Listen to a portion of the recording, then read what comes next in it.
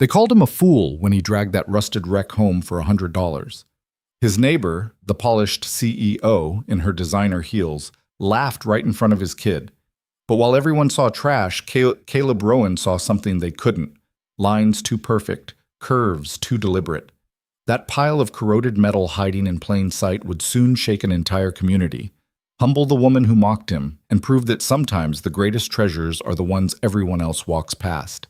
This is the story of the $100 car that changed everything. If you're enjoying this story, hit that like button and drop a comment telling me what city you're watching from. I want to see how far this story travels. The tow truck driver didn't bother hiding his smirk as he unloaded the car onto Caleb's driveway.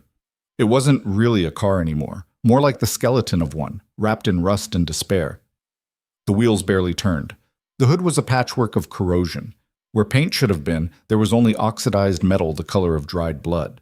"You sure about this, buddy?" the driver asked, unhooking the chains with practiced efficiency. "Salvage yard's got a crusher. Could have saved yourself the tow fee." Caleb handed him 320s and didn't answer. He'd heard enough opinions for one day. The driver shrugged, pocketed the cash, and drove off, leaving Caleb alone with his purchase and the growing audience of neighbors pretending not to stare from their porches. Finn appeared at his elbow, all of 7 years old, eyes wide behind glasses that kept sliding down his nose. "Dad, it's really ugly." "Yeah, buddy, it is." "Why'd you buy it?" Caleb crouched down, wiping his hands on jeans already stained with who knows what from the salvage yard. "Because sometimes things aren't what they look like on the outside. You remember that book we read? The one about the old horse? The one that won the race?" "Exactly." Finn pushed his glasses up and walked slowly around the car, his small hand trailing along the driver's side door. "Does it have a name?" "Not yet. Want to help me figure one out?" Before Finn could answer, heels clicked against concrete. Caleb didn't need to look up to know who it was.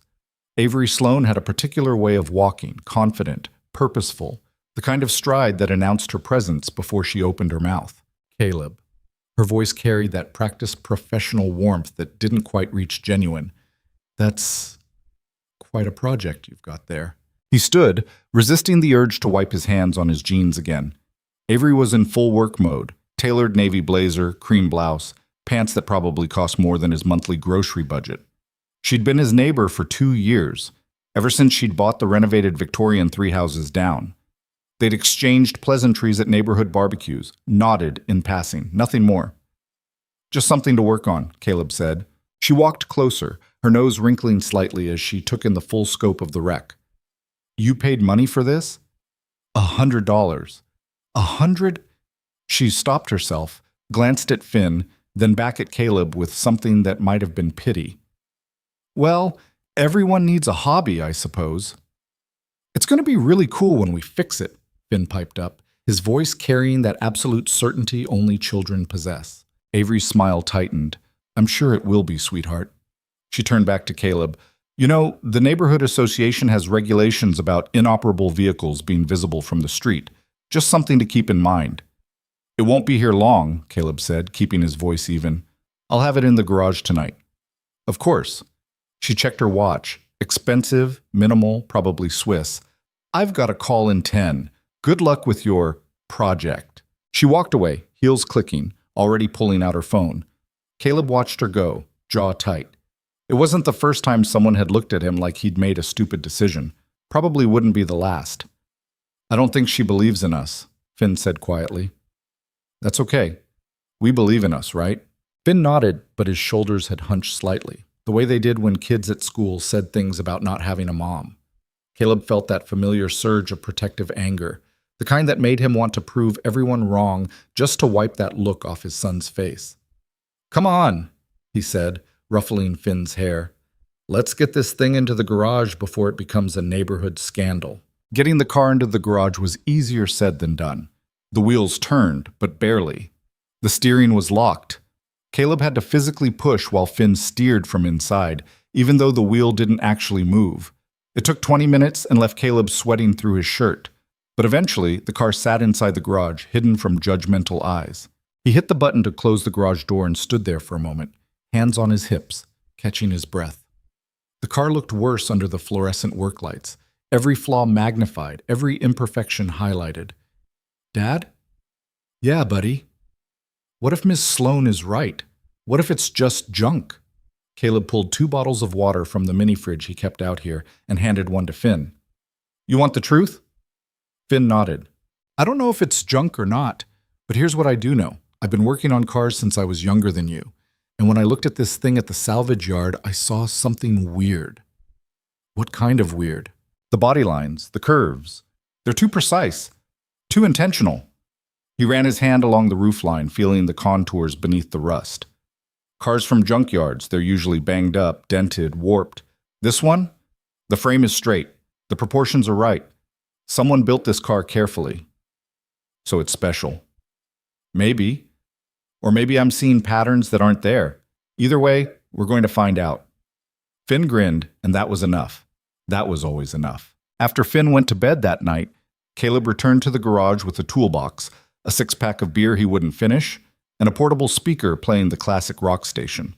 This was his time, the hours between 9 p.m. and midnight when the world got quiet and he could work with his hands and not think about everything else. He started with the hood, trying to pop it open.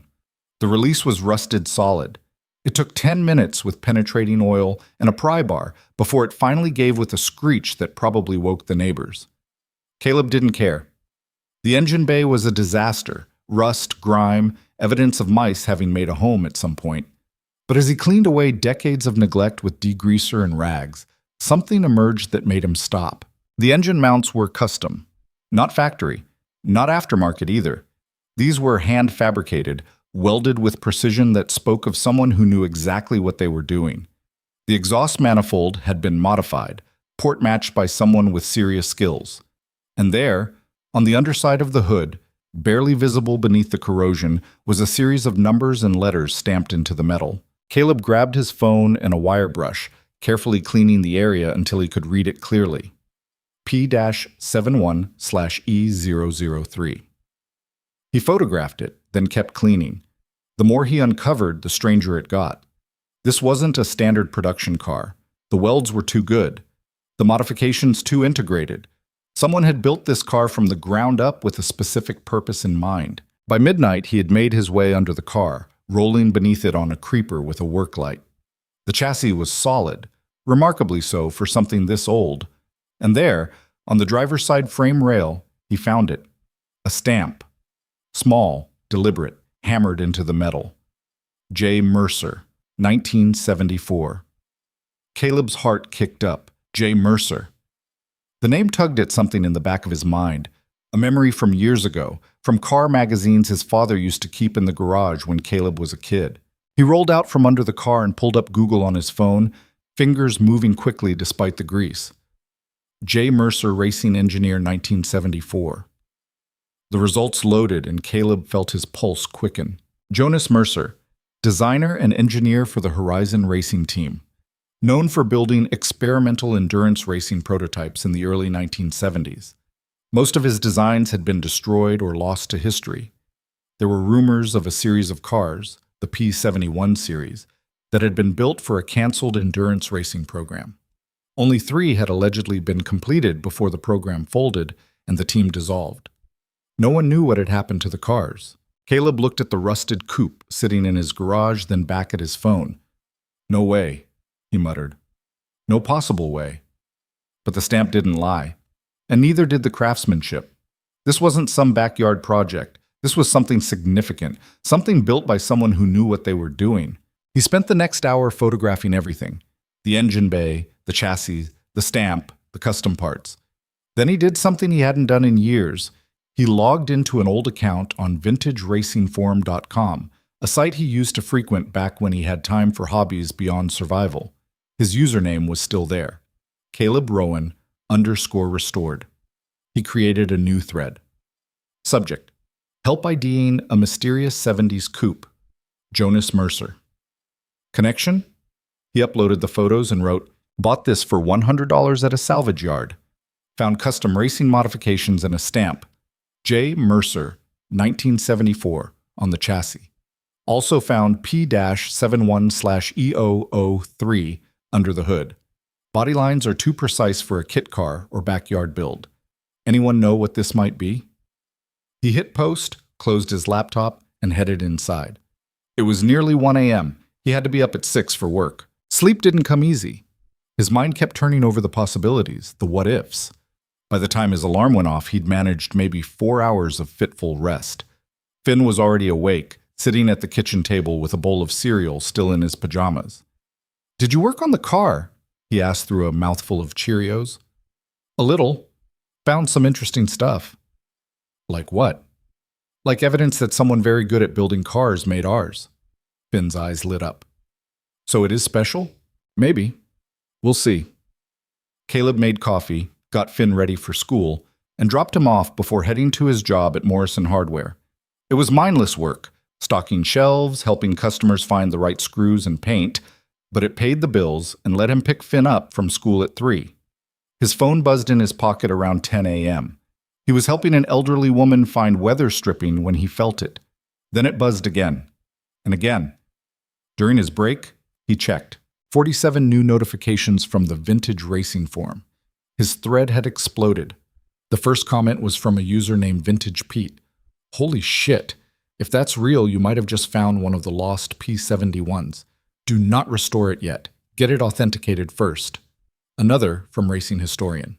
The P71/E designation matches Horizon's Endurance prototype series. 3 were built.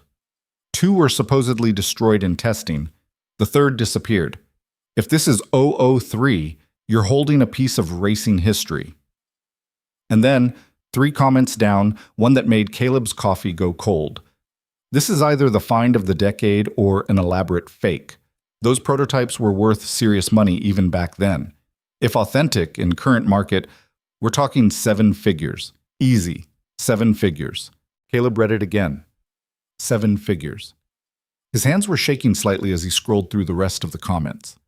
Most were skeptical but intrigued.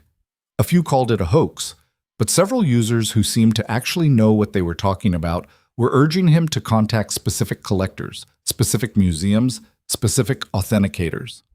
One message was a private DM from a user named Horizon_archivist. "I've been researching the Horizon Racing team for 20 years. If you really have P71/E003, I need to see it. Where are you located? I can be there within 48 hours. Caleb stared at his phone until his break ended. Then he slipped it back into his pocket and returned to stocking shelves, his mind spinning. That evening, after picking up Finn and making dinner, spaghetti, the 3rd time this week, he sat his son down at the kitchen table. "Remember when I said the car might be special?" Finn nodded, twirling pasta around his fork. "It might be very special, like people are going to want to see it special." "Can we still fix it?" "Yeah, buddy, but we might need to be really careful about how we fix it." "Because it's old?"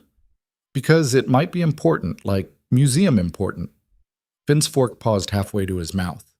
"A museum would want our car." "Maybe. I don't know yet." "That would be so cool." Caleb smiled despite the knot of anxiety in his stomach. "Yeah, it would be." His phone rang. Unknown number. He almost didn't answer, but something made him pick up. "Is this Caleb Rowan?" A man's voice, older with a slight southern drawl. "Who's asking?" "My name is Richard Chen. I'm a collector and authenticator specializing in vintage racing vehicles. I saw your post on the forum. I'd like to make you an offer." "I haven't even confirmed what it is yet." "I know what it is. I've been looking for P71/E003 for 15 years. I'll give you $50,000 sight unseen right now. Cash." Caleb's grip tightened on the phone. $50,000. That would cover Finn's braces, the credit card debt, the medical bills still hanging over him from Sarah's cancer treatment 3 years ago. "I need to think about it," he said. $75,000. Final offer. But it expires in 24 hours. "I said I need to think about it."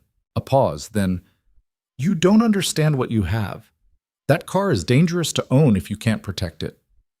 "Is that a threat?" "It's a fact. The racing world is small. Word is already spreading.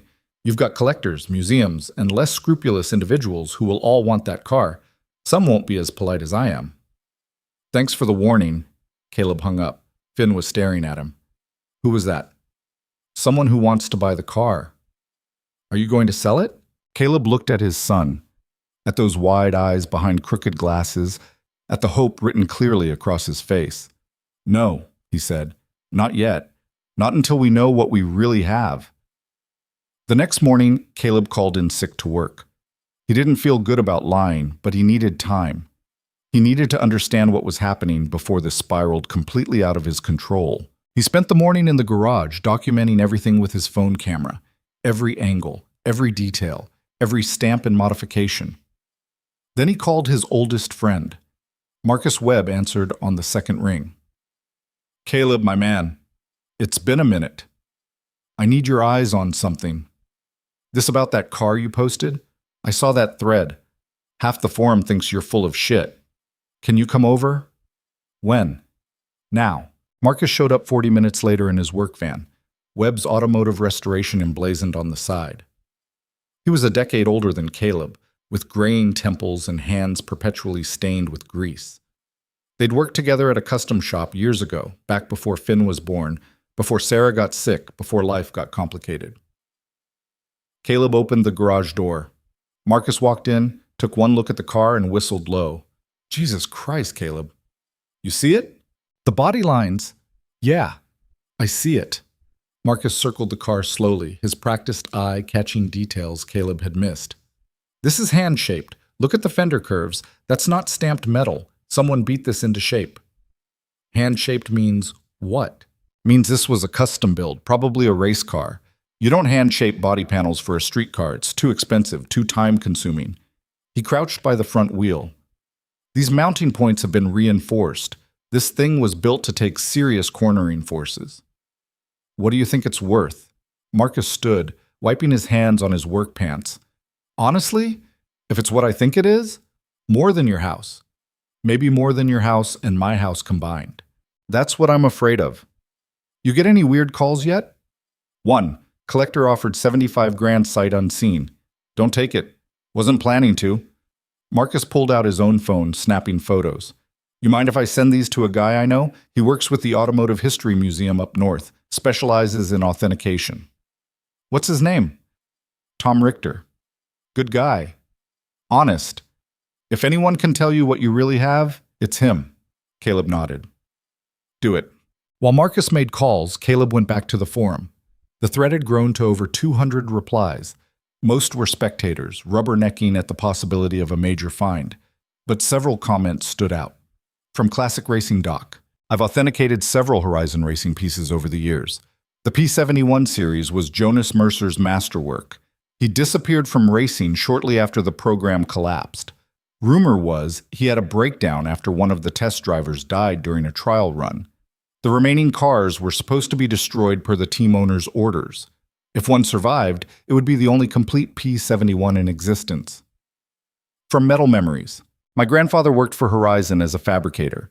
He always said Mercer was a genius who was ahead of his time. The P71s were supposed to revolutionize endurance racing. Then everything fell apart. Grandpa said someone smuggled at least one of the cars out before they could be scrapped. Never knew if it was true until maybe now." And then, at the bottom of the thread, a comment that made Caleb's blood run cold. "Be careful who you trust.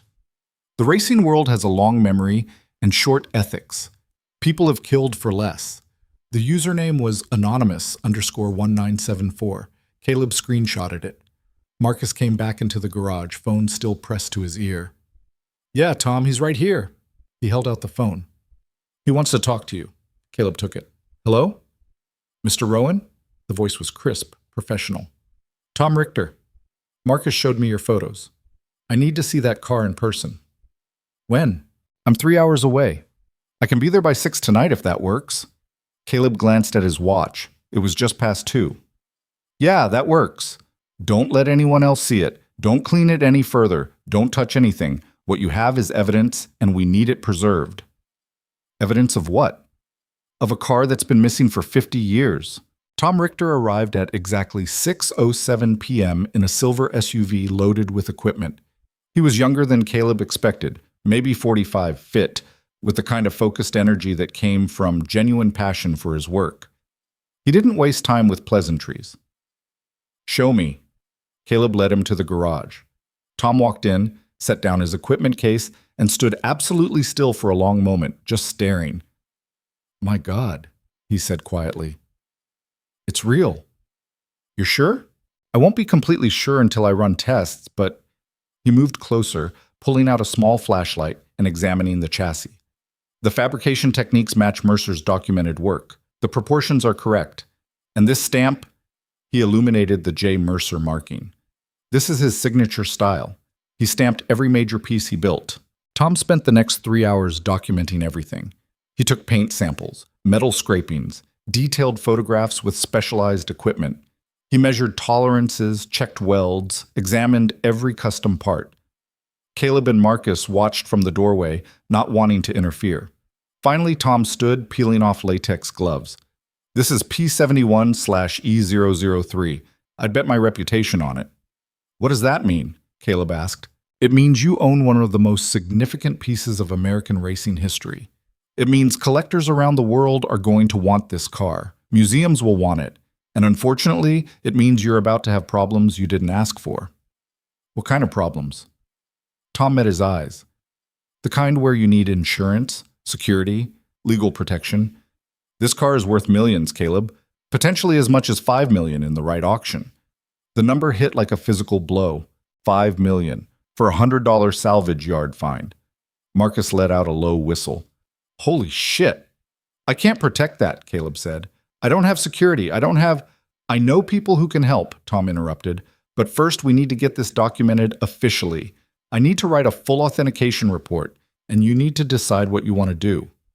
What are my options? You can sell it privately, auction it, donate it to a museum for a tax write-off, or restore it yourself and keep it. And if I want to restore it, then you need a team, specialized fabricators, people who understand historical preservation. You'd be looking at $500,000 in restoration costs, minimum, and 2 years of work. Caleb's head was spinning. I need to think. Think fast. Word is spreading. Marcus and I will keep quiet, but someone on that forum is going to figure out where you are eventually. After Tom left, promising to send his preliminary report within 48 hours, Caleb sat alone in the garage, staring at the car. $5 million. He could pay off everything. Set up a college fund for Finn, buy a real house with a yard, stop working retail and actually breathe for the first time in years. But there was something else too. A weight he couldn't name. This car had a story. Someone had built it with purpose, with skill, with passion. Jonas Mercer had created something important, and then it had vanished into obscurity. Didn't it deserve better than being hidden in some private collection? His phone buzzed. A text from an unknown number. Congratulations on your find, we should talk. Elliot Graves, Graves Collection. Then another. Heard about the P71.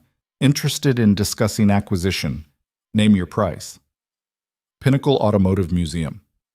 And another. Mr. Rowan, I represent a client willing to offer $3 million cash, immediate close. Please call. They were circling already. Caleb turned off his phone and went inside. Finn was asleep on the couch, pajamas on, glasses folded on the coffee table. Some cartoon was playing on mute. Caleb picked him up carefully. 7 was getting too big for this, but not quite yet, and carried him to bed. Finn stirred but didn't wake, just curled into his pillow with a soft sigh. We're going to be okay, buddy, Caleb whispered. Whatever happens, we're going to be okay. He left the door cracked and walked to his own bedroom.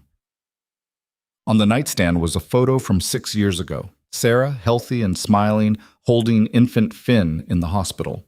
She'd been so proud, so certain they were going to build something good together. I think I found something, Sarah, he said to the photo.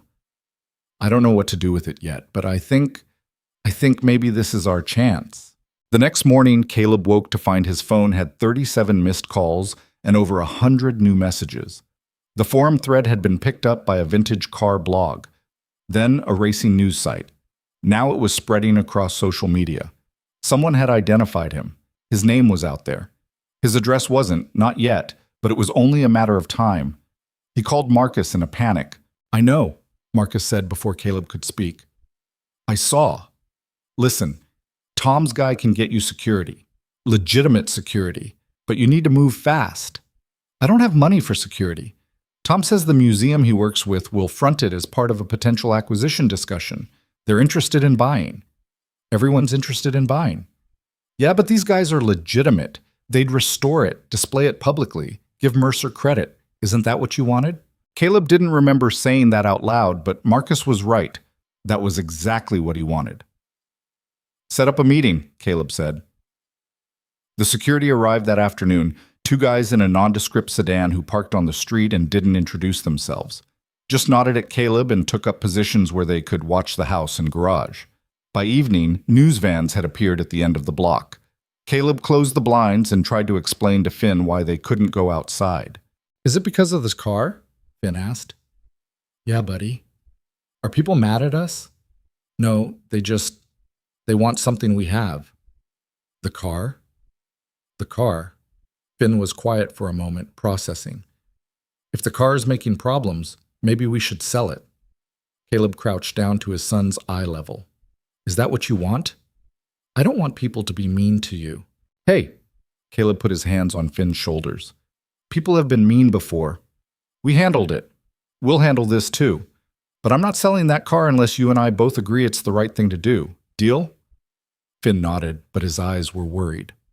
That night, Caleb stood at his bedroom window, watching the news vans and the security detail, and the neighbors who kept walking past to stare. 3 houses down, he could see lights on in Avery's Victorian. He wondered what she was thinking now. The next day brought the meeting Caleb had been dreading. Elliot Graves arrived in a car that probably cost more than Caleb had earned in the past 5 years. He was exactly what Caleb expected. Mid-60s, silver hair, custom suit, the kind of casual wealth that didn't need to announce itself. They met in Caleb's living room. Graves sat on the worn couch like he was doing it a favor, his eyes taking in the thrift store furniture and the crayon drawings on the walls. Mr. Rowan, he began, I'll be direct. I collect significant automotive history. The P-71 belongs in a proper collection, preserved and protected. I'm prepared to offer $4 million. Tom Richter said 5. Tom Richter doesn't have $4 million in cash to hand you today. Graves leaned forward. I can have funds transferred within 24 hours. You could walk away from all this attention, set your son up for life, and never worry about money again. It was tempting. God, it was tempting. What would you do with it? Caleb asked. I'd restore it to show condition and add it to my private collection. Private meaning no one sees it. Meaning it's properly cared for by professionals, not sitting in a garage collecting dust. Caleb felt his jaw tighten. It's not collecting dust. I'm taking care of it. With respect, you're a hardware store employee. You don't have the resources or expertise to handle something this significant. And there it was. The assumption. The dismissal. Caleb stood. I think we're done here. Graves didn't move. You're making a mistake. That car is a burden you're not equipped to carry. Maybe, but it's my burden. Thanks for coming by. Graves left, but not before handing Caleb a business card. When you realize I'm right, call me. The offer expires in 72 hours. After he was gone, Finn emerged from his bedroom where he'd been hiding. You didn't sell it, he said. Nope. Why? Because I didn't like him. Finn grinned. Me neither. He looked like a villain. Yeah, he kind of did. That evening, Caleb sat in the garage again, staring at the car.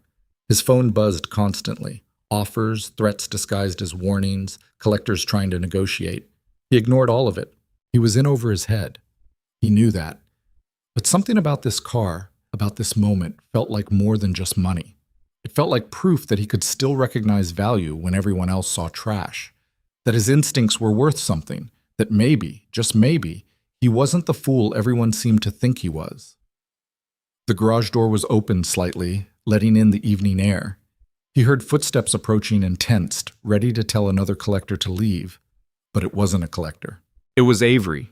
She stood at the edge of the garage, still in work clothes, her arms crossed. For a long moment, neither of them spoke. I owe you an apology, she finally said. Caleb blinked. What? I mocked you. In front of your son. I assumed you'd made a stupid purchase without knowing anything about you or your judgment. She stepped closer. I was wrong. You didn't know. That's not an excuse. She looked at the car, really looked at it, in a way she hadn't before. I've spent the last 2 days reading about this car. about Jonas Mercer, about the Horizon Racing team. This is important. Yeah, it is. What are you going to do? I don't know yet. She nodded slowly. For what it's worth, I've dealt with collectors before. In my business, I see a lot of wealthy people trying to acquire things they want. Graves is known for being ruthless. If you turn him down, he won't take it well. Is that a warning? It's friendly advice from someone who should have been friendlier from the start. Caleb studied her. There was something different in her expression, genuine respect, maybe even a hint of admiration. Thank you, he said. She turned to leave, then paused. If you need anything, legal advice, security recommendations, someone to run interference with the media, let me know. I have resources. Why would you help me? Because I was a jerk to your kid. And because you found something amazing and deserve a fair shot at handling it properly. She smiled slightly. Also, it's kind of fun watching someone stick it to Elliot Graves. After she left, Caleb sat alone with the car and his thoughts. The security guards were outside. The news vans were still at the end of the block.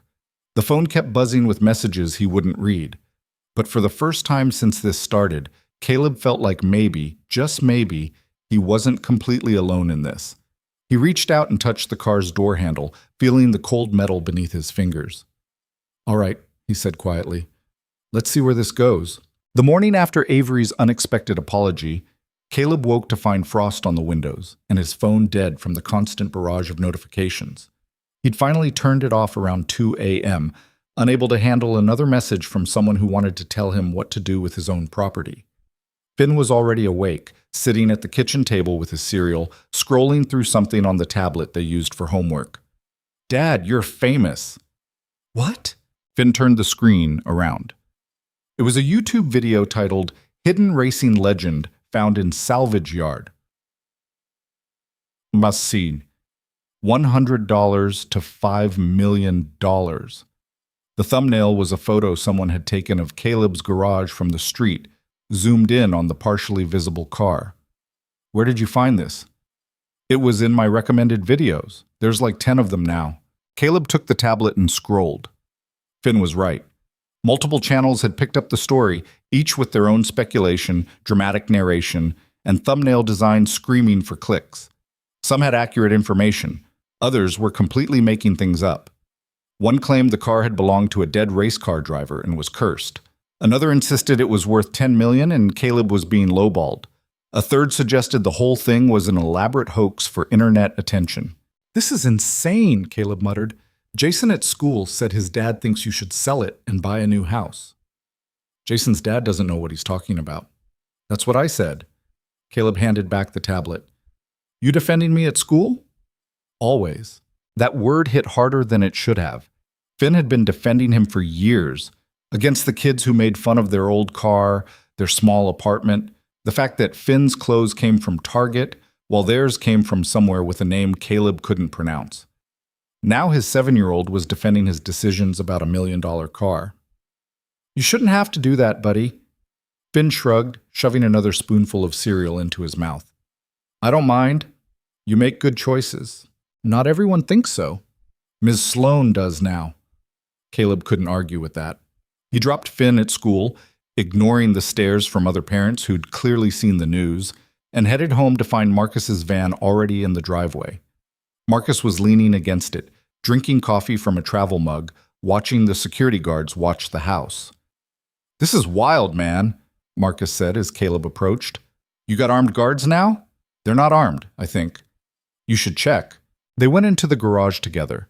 The car sat exactly where it had been, but somehow it looked different now that Caleb knew what it was. The rust was still there, the damage still visible, but underneath all that decay was something deliberate, something crafted with purpose. Marcus walked around it slowly, the way he always did when examining a project. Tom called me this morning. His full authentication report is done. And it's definitely P71/E003. No question. He found manufacturing codes that match Horizon Racing's documentation, found evidence of the original paint under the rust, a color called shadow blue that Mercer specifically mixed for the endurance program, even found some of the original interior fabric trapped in the seat frame. So it's real. It's real. which means you've got a decision to make. Caleb sat on his work stool, suddenly exhausted despite the day barely starting. Everyone keeps saying that. But what decision? Sell it to someone who will hide it away? Donate it and get nothing? Try to restore it myself and go bankrupt? There's option 4, which is find the right buyer. Someone who will restore it properly and display it publicly. Someone who will give Mercer credit and make sure people know the story. You mean like a museum? Yeah, but not just any museum, the right one. Caleb's phone, which he'd reluctantly turned back on, buzzed. Tom Richter's name appeared on the screen. Speak of the devil, Caleb said, answering. Tom. Caleb, good. Listen, I talked to the director at Westbridge Automotive Museum. They're very interested. They want to make an offer. Everyone wants to make an offer. This one's different. They're not looking to hide it in storage. They want to make it the centerpiece of a new American racing history wing.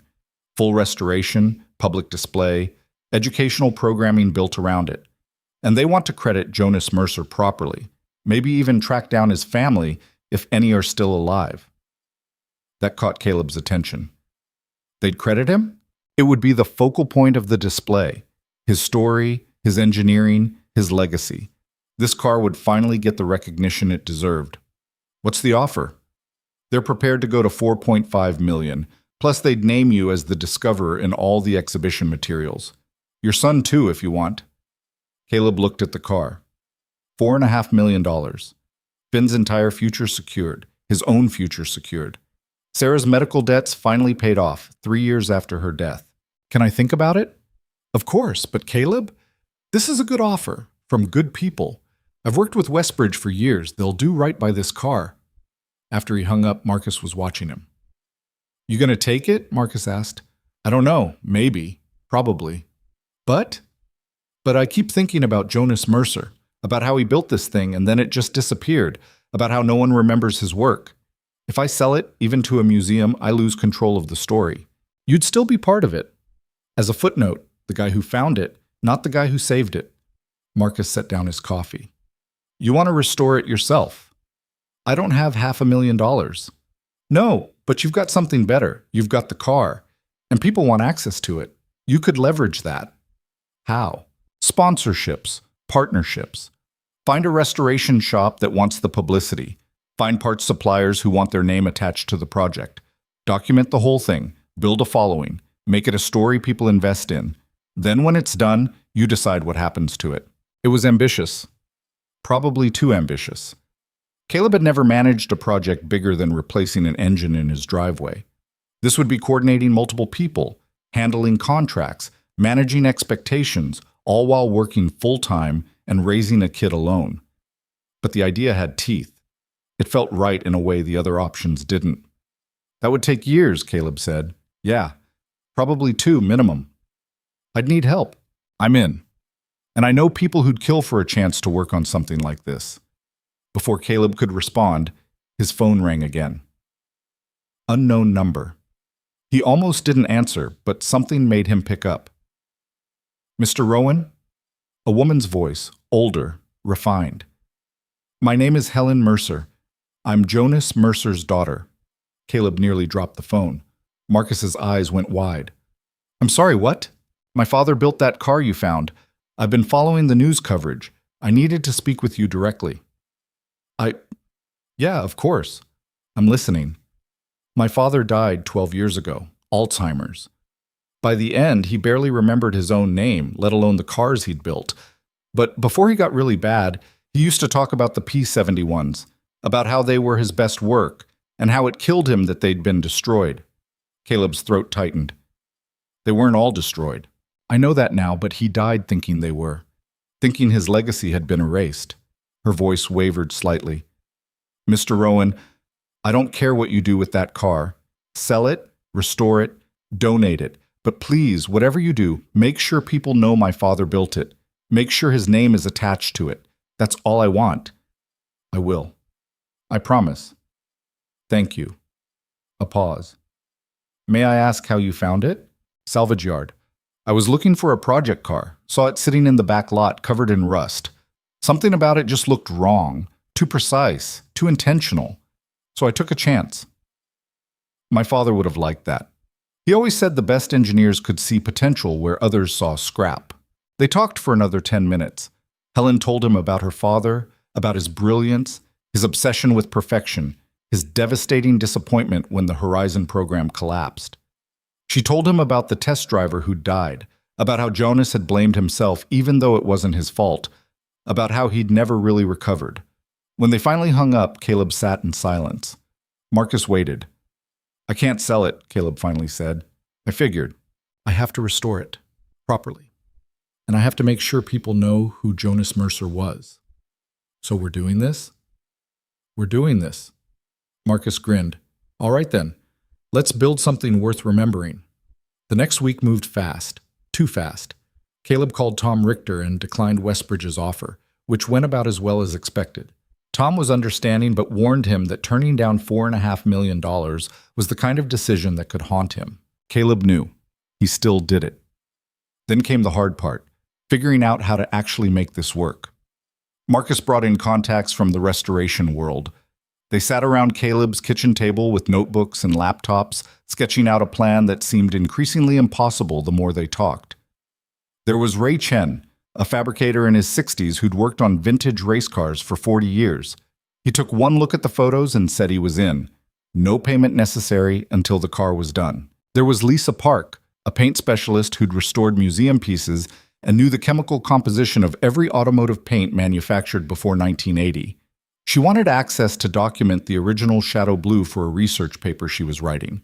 There was Dominic Torres, an engine builder who'd rebuilt everything from Model Ts to modern supercars. He took one look at the custom engine modifications and called them art. One by one, people signed on, not because of money, but because of the car itself.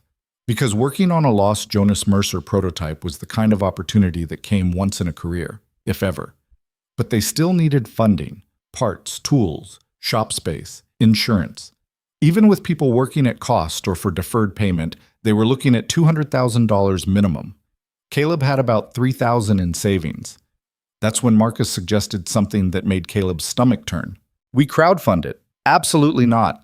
Hear me out. People are already following this story. They want updates. They want to be part of it. We document the restoration, share the process, let them contribute and feel invested. In return, they get to watch something historic come back to life." "I'm not begging strangers for money." "It's not begging, it's offering them a chance to participate in something meaningful. Plus, the publicity helps protect you. The more public this is, the harder it is for someone like Graves to mess with you." Caleb hated that it made sense. They launched the campaign 3 days later. Marcus handled most of it, filming a video explaining the project, setting up the page, creating reward tiers. Caleb sat stiffly in front of the camera and tried to explain why this mattered without sounding like he was selling something. "This car represents something important," he said, reading off notes Marcus had written. "It's a piece of racing history that deserves to be preserved. But more than that, it's a reminder that good work doesn't disappear just because people forget about it.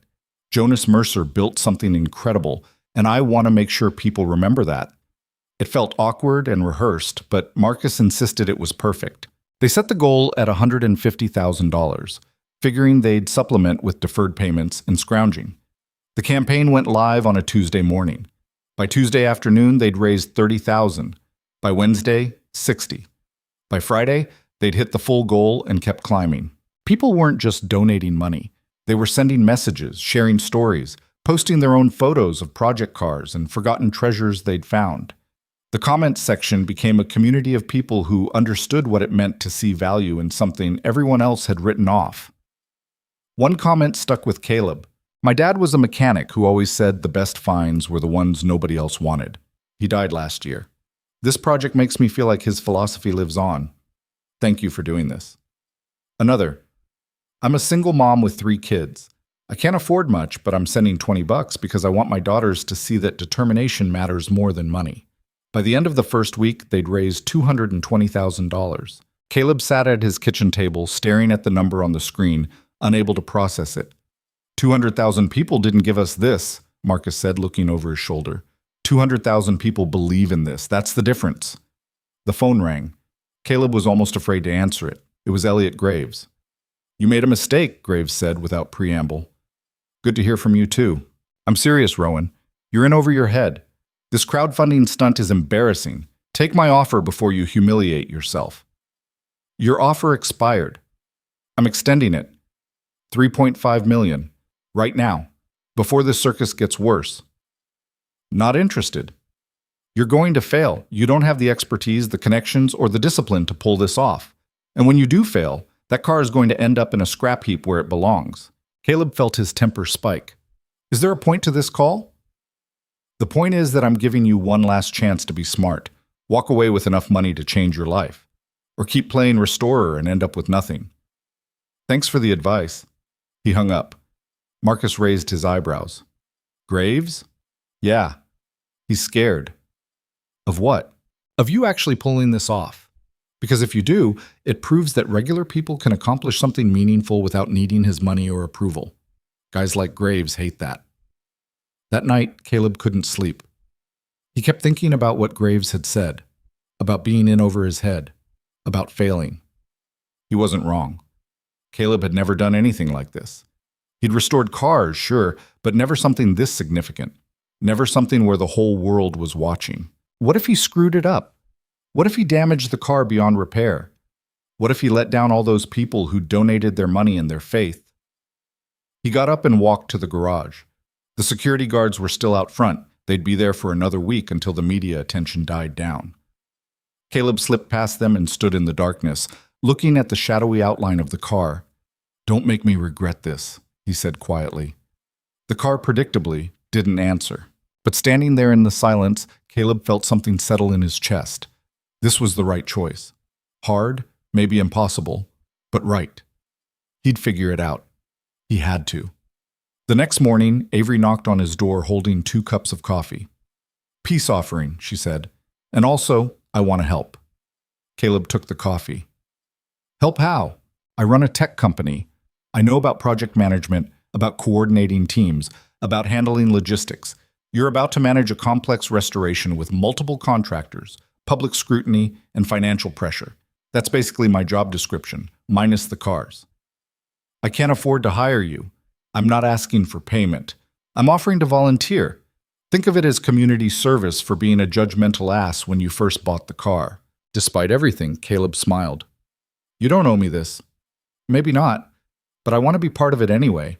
Plus, Finn thinks I'm cool now because I believed in you guys. I'd like to keep that status. He said that yesterday at the bus stop. He told another kid that Ms. Sloan says his dad is smart and everyone who doubted him was wrong. Caleb's throat tightened. Okay. Yeah, we could use the help. Avery's smile was genuine. Good. Because I already created a project management system for tracking the restoration phases, contractor schedules, and budget allocation. Want to see? She pulled out her phone, showing him a detailed spreadsheet that made his head spin. This is way more organized than anything Marcus and I came up with. That's because you're car people. I'm a systems person. Together we might actually pull this off. Over the next few days, things began to take shape. Ray Chen secured shop space at a restoration facility he'd worked with for years. They were willing to donate the space in exchange for publicity and the right to showcase the restoration to clients. Lisa Parks started researching paint suppliers who could recreate Shadow Blue from the samples she'd analyzed. Dominic Torres began sourcing parts, calling in favors from contacts around the country who might have period-correct components or the ability to fabricate them. And Avery built a system to track everything, sending Caleb daily updates that kept him from drowning in the chaos. The car itself was transported to Ray's shop under cover of darkness, escorted by security that made the whole thing feel like a heist movie. Caleb followed in his own car, refusing to let the P-71 out of his sight. When they finally had it inside the shop, under proper lighting, Ray stood back and whistled. Okay, now I can really see what we're working with. He spent an hour examining every inch, taking notes, occasionally shaking his head in what looked like admiration. Mercer was a genius, Ray finally said. Look at these welds. Look at this frame construction. This isn't just engineering. This is sculpture. Can we restore it? We can. But we need to be smart. This isn't about making it perfect. It's about preserving what's here while bringing it back to function. We strip away the damage, but we keep the soul. How long? 18 months if everything goes right. 2 years if we hit complications. Which we will. Caleb nodded. He'd expected that. They started documenting everything immediately. Marcus set up cameras to record the process. Every part removed, every discovery made, every challenge encountered, all of it captured for the people who'd made this possible. The first major discovery came 2 days into the teardown. Ray was removing the dashboard when he found it, a small metal plate tucked behind the instrument cluster. It was engraved with a message. To whoever finds this, you're holding my best work. Don't waste it. JM. Ray called Caleb over. They stood there staring at it, this message from a man 50 years gone, speaking directly to them across time. He knew, Caleb said softly. He knew someone would find it eventually. Or he hoped, Ray said. Sometimes hope is enough. They removed the plate carefully and set it aside. Later it would be displayed alongside the car, a piece of the story that deserved to be told. As the teardown continued, more pieces of Jonas Mercer's work revealed themselves. Custom fabricated brackets that showed evidence of hand filing for perfect fit, welds that were stronger and cleaner than anything modern equipment could produce, design choices that were decades ahead of their time. But there was damage too. Corrosion that went deeper than they'd hoped, a cracked frame rail that would need careful repair, evidence that the car had seen hard use before being abandoned, scars from racing, from pushing limits, from doing exactly what it was built to do. Good, Ray said when they found a particularly nasty impact point on the rear quarter panel. This car has a history. It lived. That's worth preserving too. The media attention hadn't died down completely, but it had shifted. Now, instead of speculation about the car's value, people were following the restoration. YouTube channels broke down each update. Forums debated the proper way to handle specific repairs. Vintage racing experts chimed in with advice and encouragement. Helen Mercer called regularly, wanting to know every detail. Caleb would sit in his truck during lunch breaks and describe the day's discoveries. The way her father had reinforced the suspension points, the custom fuel system he'd designed, the evidence of his meticulous attention to every component. He'd be so happy, she said during one call, knowing someone cared enough to do this right. I'm trying, but every day we find something new that makes me realize how far I am from understanding what he built. That's the point, though. You're learning. You're seeing his work the way he saw it, as something worth studying, worth understanding. That's the greatest tribute you could give him. About 6 weeks into the restoration, Caleb was at the shop late one night when someone knocked on the bay door. Ray was gone. Dominic had left an hour ago. Caleb was alone, working on cataloging parts under the harsh LED work lights. He opened the door cautiously. A man stood there, maybe 70, with a weathered face and calloused hands. He held a worn photo. You Caleb Rowan? Yeah. I'm Michael Patterson. I was a fabricator for Horizon Racing, worked under Jonas Mercer for 3 years. He held up the photo. It showed a younger version of himself standing next to a sleek blue race car. That's P71/E002. I helped build it. Heard you found 003. Caleb stepped aside. Want to see it? Michael walked in slowly, his eyes scanning the shop until they landed on the partially disassembled car. He stopped, stood perfectly still, and Caleb saw his jaw tighten. My God, it survived. You thought they were all destroyed? That's what we were told after the accident. After Tommy died testing 001, the team owner ordered everything scrapped, said he wouldn't be responsible for another death. We were supposed to destroy all 3 cars. Michael walked closer, reaching out but not quite touching. But rumors started that someone smuggled one out. I never knew if it was true. It was true. Who did it? I don't know. We haven't found any record of what happened between when the program ended and when the car ended up in that salvage yard. Michael nodded slowly. Jonas would know, but Jonas is gone. His daughter said he died thinking they were all destroyed. That must have killed him. These cars were everything to him. Michael finally touched the car, his hand trembling slightly as he ran it along the doorframe. We built these to change racing, to prove that American engineering could compete with anyone. And then it all fell apart. They talked for 2 hours. Michael told stories about working with Jonas, about the obsessive attention to detail, about the late nights and the impossible standards and the pure joy when something finally worked perfectly. He pointed out details on the car that only someone who'd been there could know. The specific way Jonas beveled certain edges, the signature he left in the welds, the modifications that weren't in any blueprint. Before he left, Michael pulled a folded piece of paper from his jacket. This is a list of everyone who worked on the P-71 program. Most are probably gone now. But if any are still alive, they'd want to know. They'd want to see what you're doing. Caleb took the list. 17 names. Next to each was a role: fabricator, engineer, painter, mechanic. "Thank you," Caleb said. "No, thank you, for giving us a second chance to finish what we started." After Michael left, Caleb sat in the quiet shop and looked at the list. These were the people who'd poured their skill and passion into this car. They deserved recognition too. He called Avery. "I need help tracking down people. Can you do that?" "Probably. Who are we looking for?" He read her the list. "I'm on it," she said. "This is exactly the kind of research project I'm good at." Over the next month, Avery worked her magic. She found 12 of the 17 people still alive. Some had stayed in racing. Others had moved on to different careers. But when contacted, every single one wanted to be involved.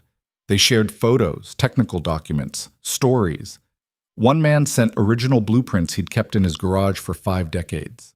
Another sent his personal notebooks filled with Jonas's handwritten notes and calculations. The restoration became something bigger than just fixing a car. It became an act of collective memory, of pulling together pieces of a story that had been scattered and forgotten. And through it all, the car slowly came back to life. The frame was repaired. The body panels were painstakingly reshaped. The engine was rebuilt with a precision that would have made Jonas proud. Lisa Park mixed and remixed until she had shadow blue perfect, then applied it in layers so thin you could barely see them individually, but together created a depth that seemed to glow. Finn visited the shop every weekend, watching with wide eyes as the pile of rust transformed into something beautiful. Ray let him help with small tasks, organizing bolts, cleaning parts, learning the names of tools. "When it's done, can we drive it?" Finn asked one Saturday. "That's the plan," Caleb said. "Where will we go?" "Wherever it wants to take us." As they approached the 1-year mark, the car was finally starting to look like what it had been: sleek, purposeful, alive.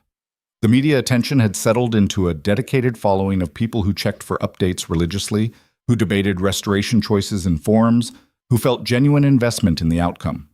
And then Elliot Graves showed up at the shop. Caleb was working late again when the knock came. He opened the bay door expecting a parts delivery and found Graves standing there in a suit that probably cost $5,000. "Mr. Rowan, may I come in?" "What do you want?" "To see what you've accomplished." Against his better judgment, Caleb let him in. Graves walked slowly around the car, saying nothing. His expression was unreadable. Finally, he stopped and turned to Caleb. "I underestimated you." "Yeah, you did. This is remarkable work. You've managed something I didn't think possible." "Thanks, I guess.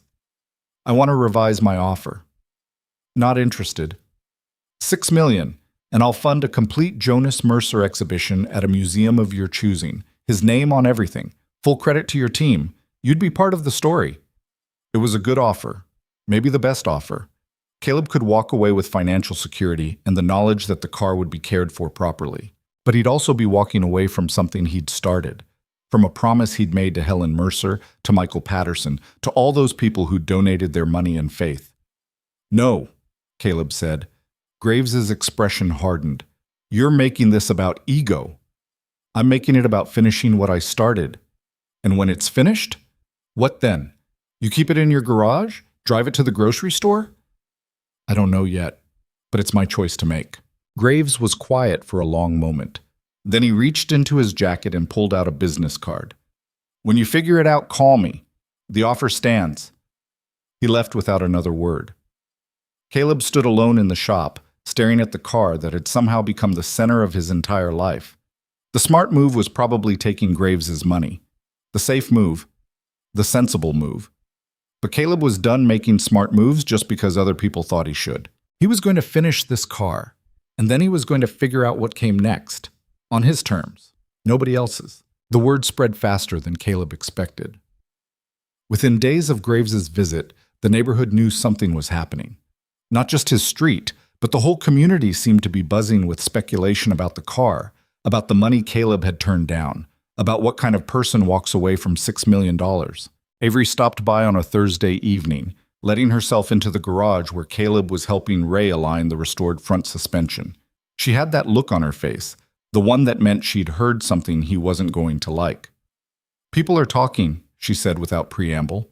Ray glanced up from where he was torquing bolts. "People are always talking. Not like this. There's a rumor going around that Caleb's being irresponsible, that he's prioritizing some vanity project over his son's future." Caleb felt his jaw tighten. "Let me guess.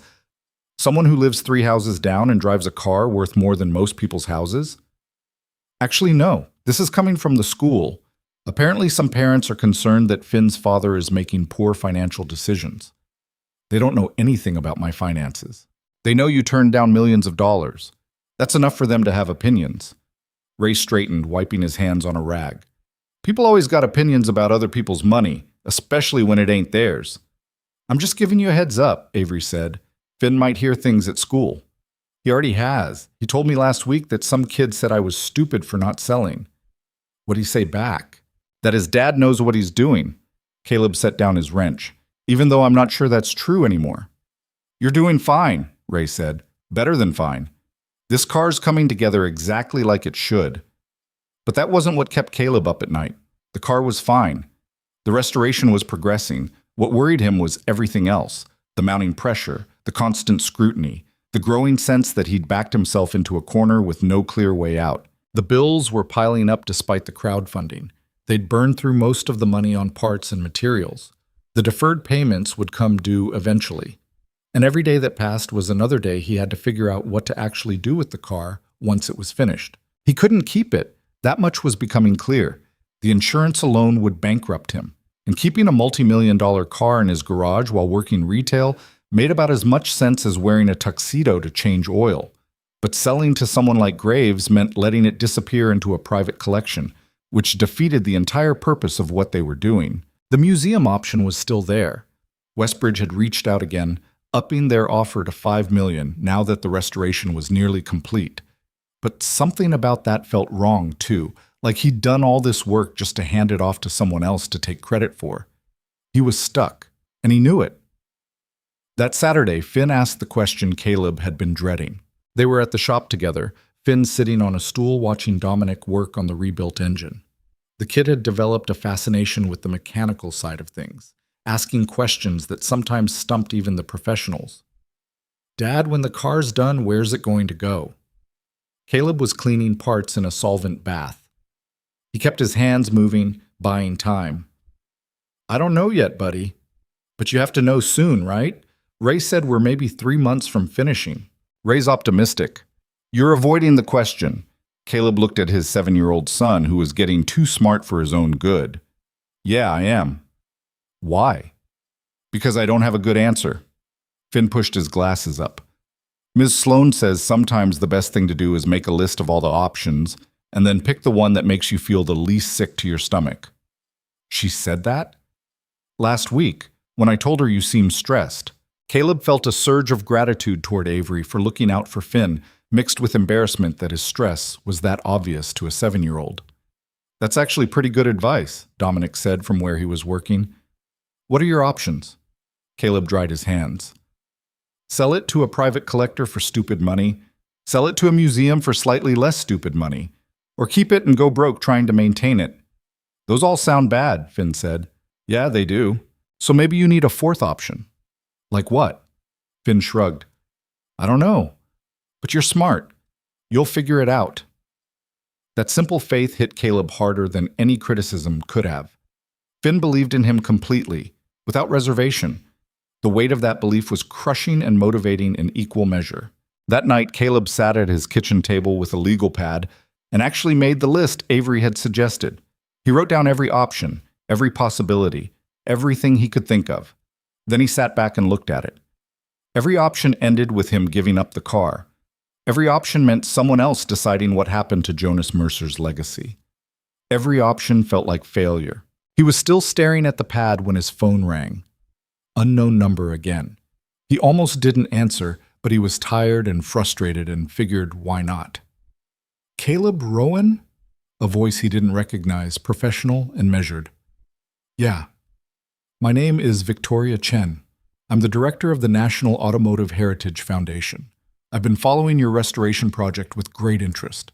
If this is another purchase offer, it's not. I'm calling to propose something different, a partnership. That got his attention. I'm listening. The foundation is in the process of creating a new museum dedicated to American automotive innovation. We're looking for centerpiece vehicles, cars that tell important stories about American engineering and ingenuity. Your P71 would be perfect. Museums have already offered to buy it. We're not interested in buying it. We're interested in you retaining ownership while we handle display, maintenance, insurance, and public access. You'd own the car. We'd be its custodians. Caleb sat up straighter. Keep talking.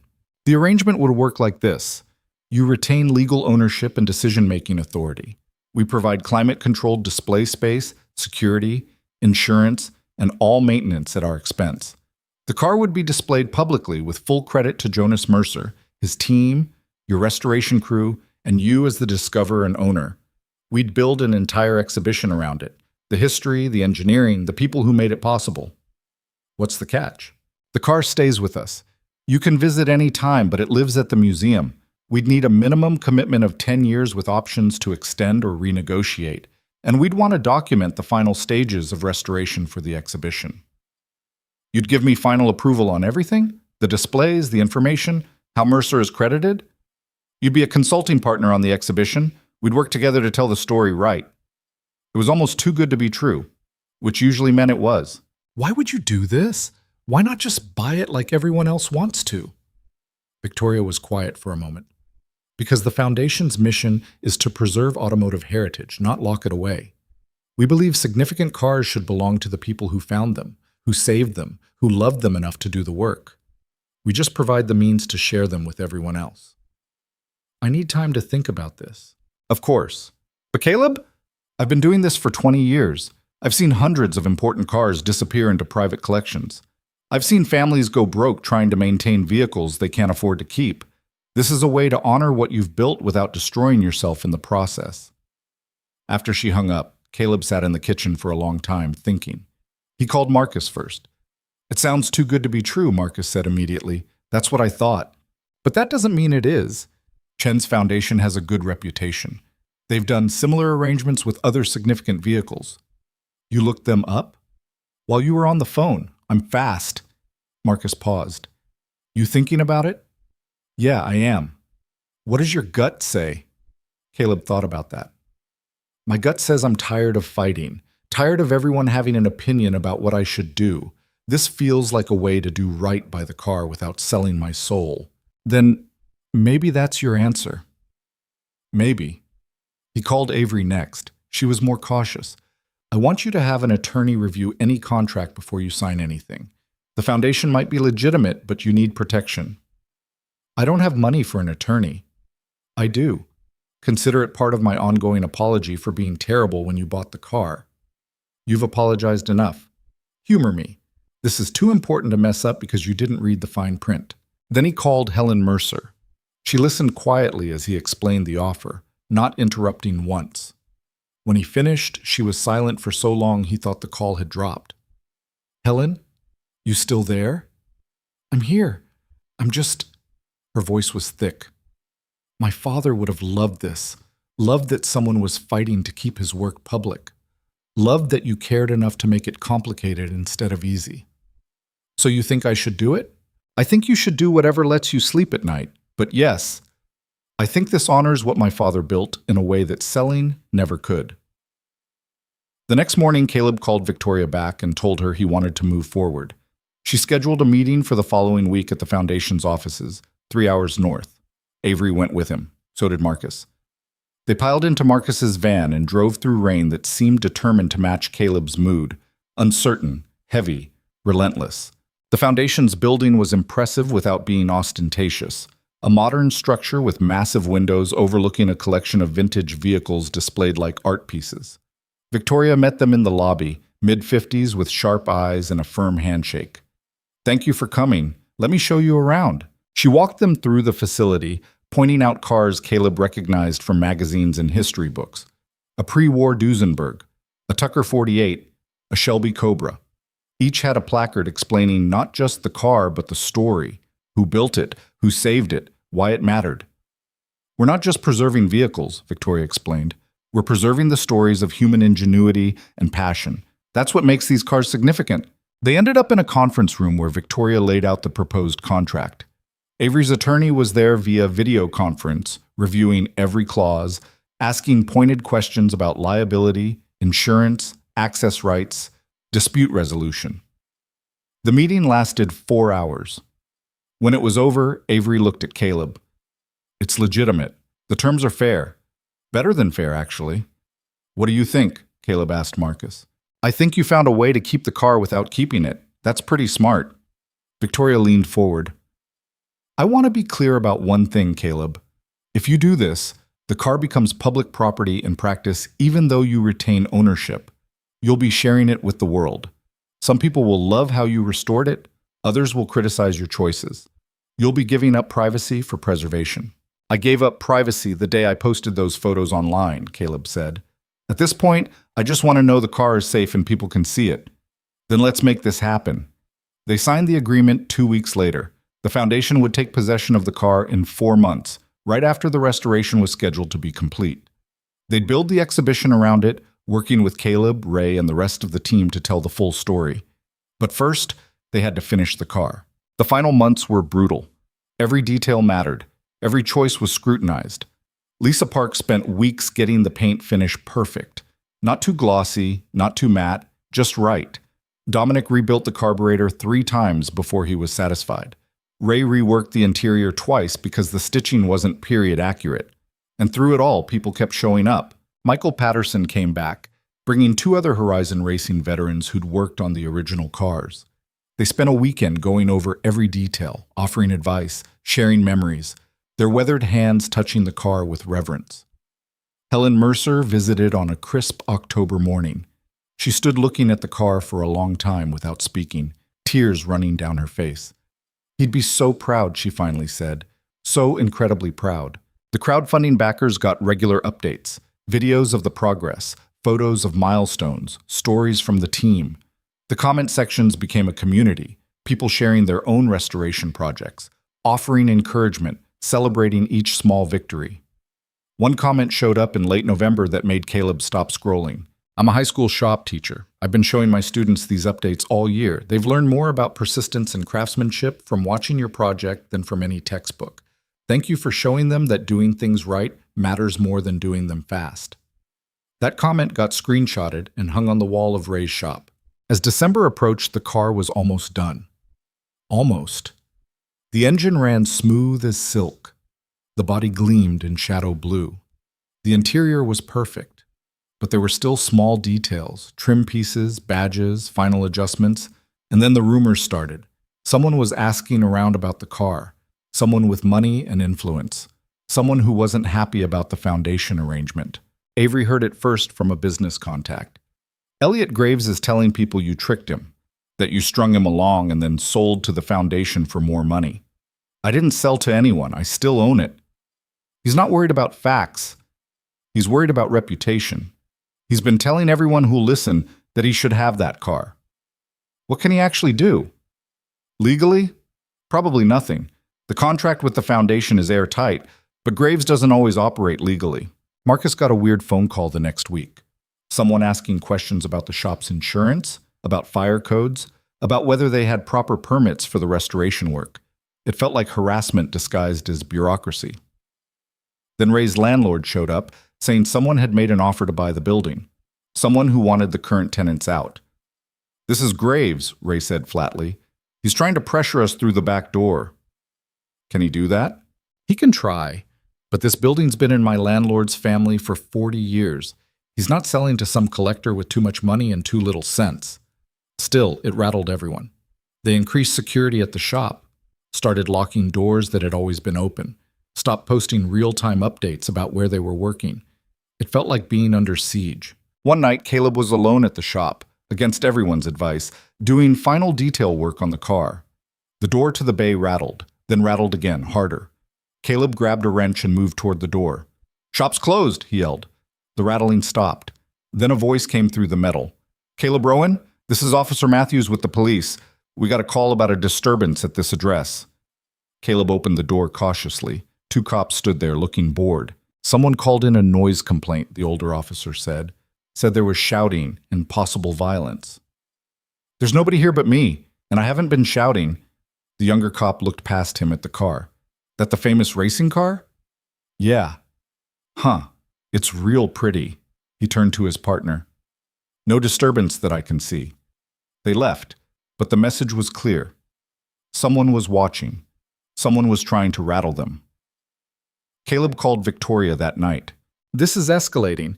I think Graves is trying to sabotage the whole thing." "He can't. The agreement is signed. The car is legally yours and contractually committed to the foundation. Unless he steals it or destroys it, there's nothing he can do." "Unless he steals it or destroys it" sounds like something I should be worried about. "We can move up the transfer date. Get the car into our secure facility ahead of schedule." "It's not finished." "It's close enough. We can handle the final details here. Caleb, if you're genuinely worried about the car's safety, we should move it now." He hated that she was right. They scheduled the transfer for the following week. Ray wasn't happy about not finishing every last detail, but he agreed it was the smart move. Lisa wanted 3 more days with the paint, but settled for 2.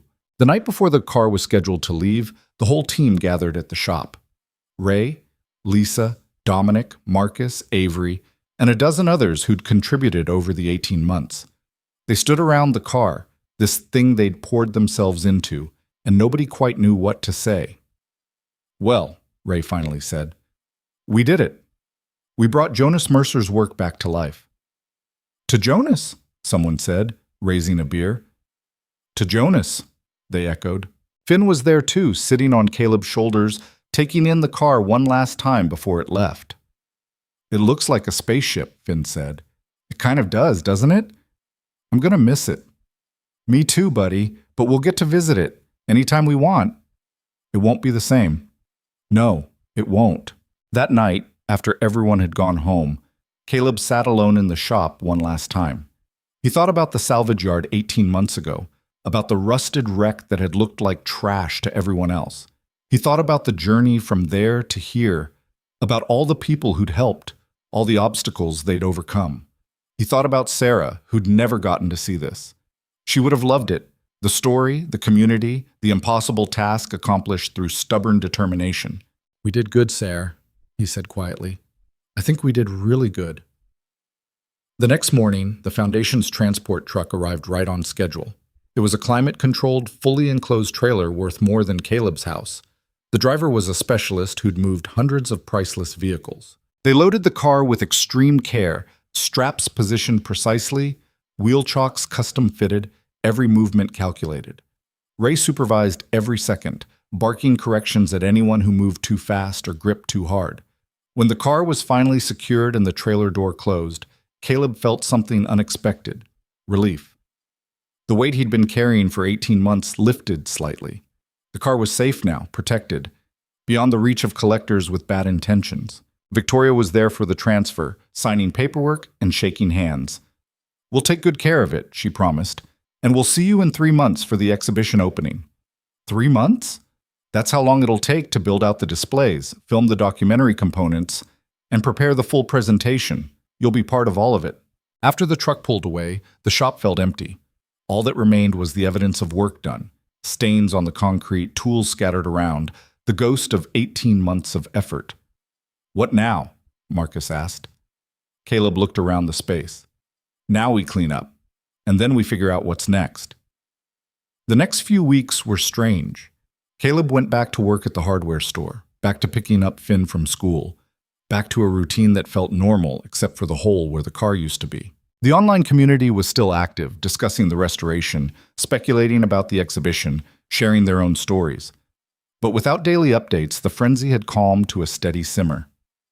Then, 6 weeks after the car had been transferred, Victoria called.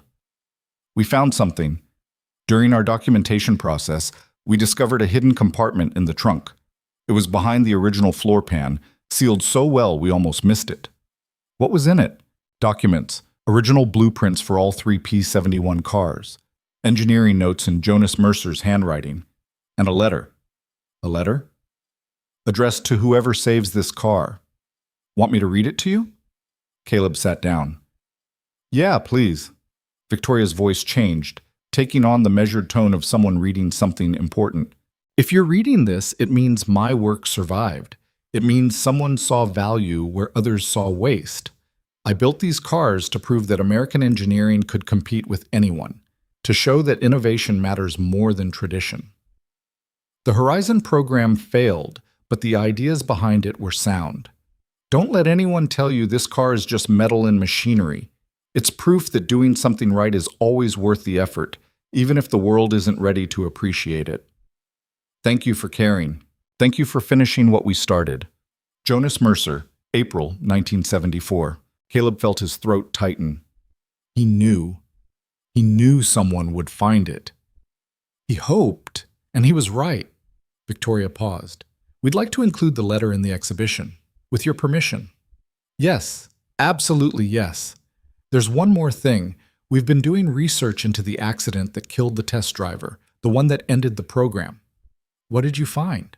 It wasn't mechanical failure. The team owner had been cutting costs, using substandard safety equipment to save money.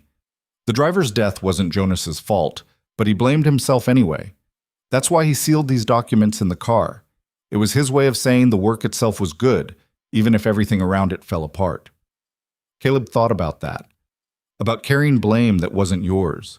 About trying to protect something important in a world that didn't seem to care. Jonas and I would have gotten along, he said quietly. Over the next 2 months, Caleb made several trips to the foundation to work on the exhibition. They built displays around the car showing the restoration process, the team who'd done the work, the original Horizon racing crew. They incorporated the hidden documents into a climate-controlled case next to the car. And they made sure Jonas Mercer's name was everywhere. On the main placard, in the documentary they were producing, in the educational materials being developed for schools. Helen Mercer visited during the installation. She stood in the exhibition space, looking at her father's name in letters 2 feet tall, and wept. Thank you, she said to Caleb. Thank you for giving him back to me. The opening was scheduled for a Saturday in March. Invitations went out to everyone who'd been part of the journey, the restoration team, the crowdfunding backers, the Horizon racing veterans, automotive historians, journalists, and the general public. Elliot Graves was not invited. The week before the opening, Avery knocked on Caleb's door holding a garment bag. You need something decent to wear. The press is going to be there. You're going to be photographed. I have decent clothes. You have hardware store clothes. This is different. She thrust the bag at him. It's a gift. Don't argue.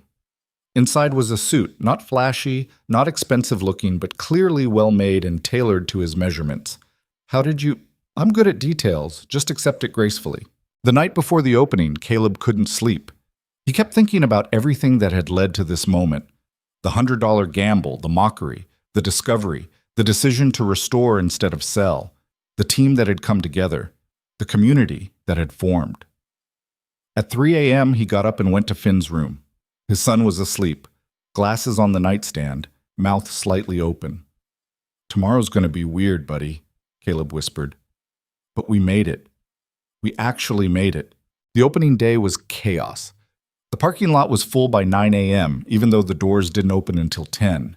News vans lined the street. People were lined up around the building. Inside, Caleb stood with his team in a private area, all of them dressed better than they'd probably ever been. Ray kept tugging at his tie. Lisa had worn heels and immediately regretted it. Dominic looked uncomfortable in anything that wasn't coveralls. Victoria found them 20 minutes before the doors opened. You ready? No, Caleb said honestly. Good. That means you care. She smiled. The car looks perfect, by the way. The lighting crew outdid themselves. When the doors finally opened, the crowd poured in.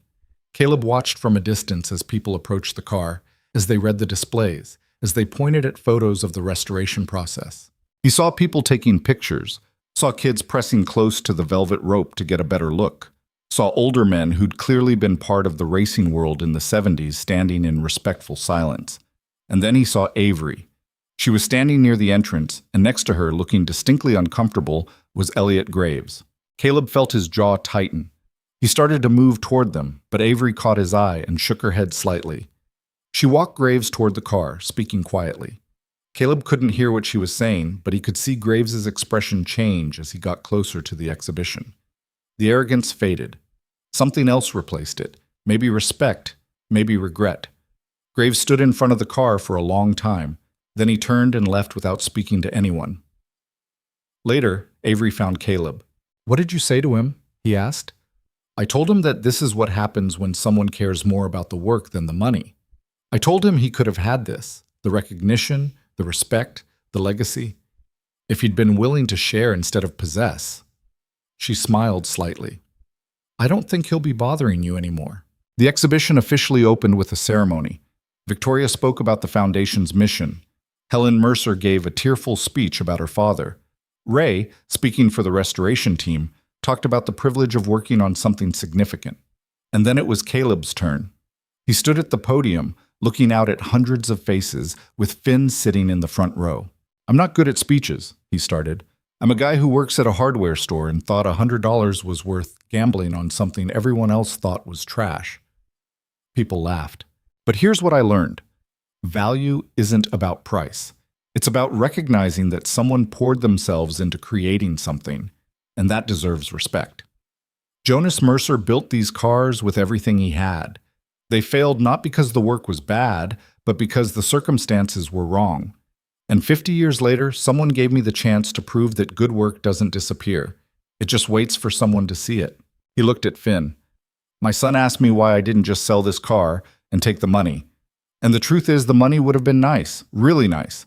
But this," he gestured at the exhibition, "this matters more. This is proof that regular people can do extraordinary things if they care enough to try." The applause was overwhelming. Afterward, people wanted to talk to him, to shake his hand, to hear the story firsthand. Caleb did his best, but mostly he just wanted to stand with his team and look at what they'd built together. Michael Patterson found him near the end of the day. "Jonas would have been happy," the old fabricator said. "Not just about the car, about this, about people caring. I hope so." "I know so." Michael gripped his shoulder. "You did good, kid. Real good."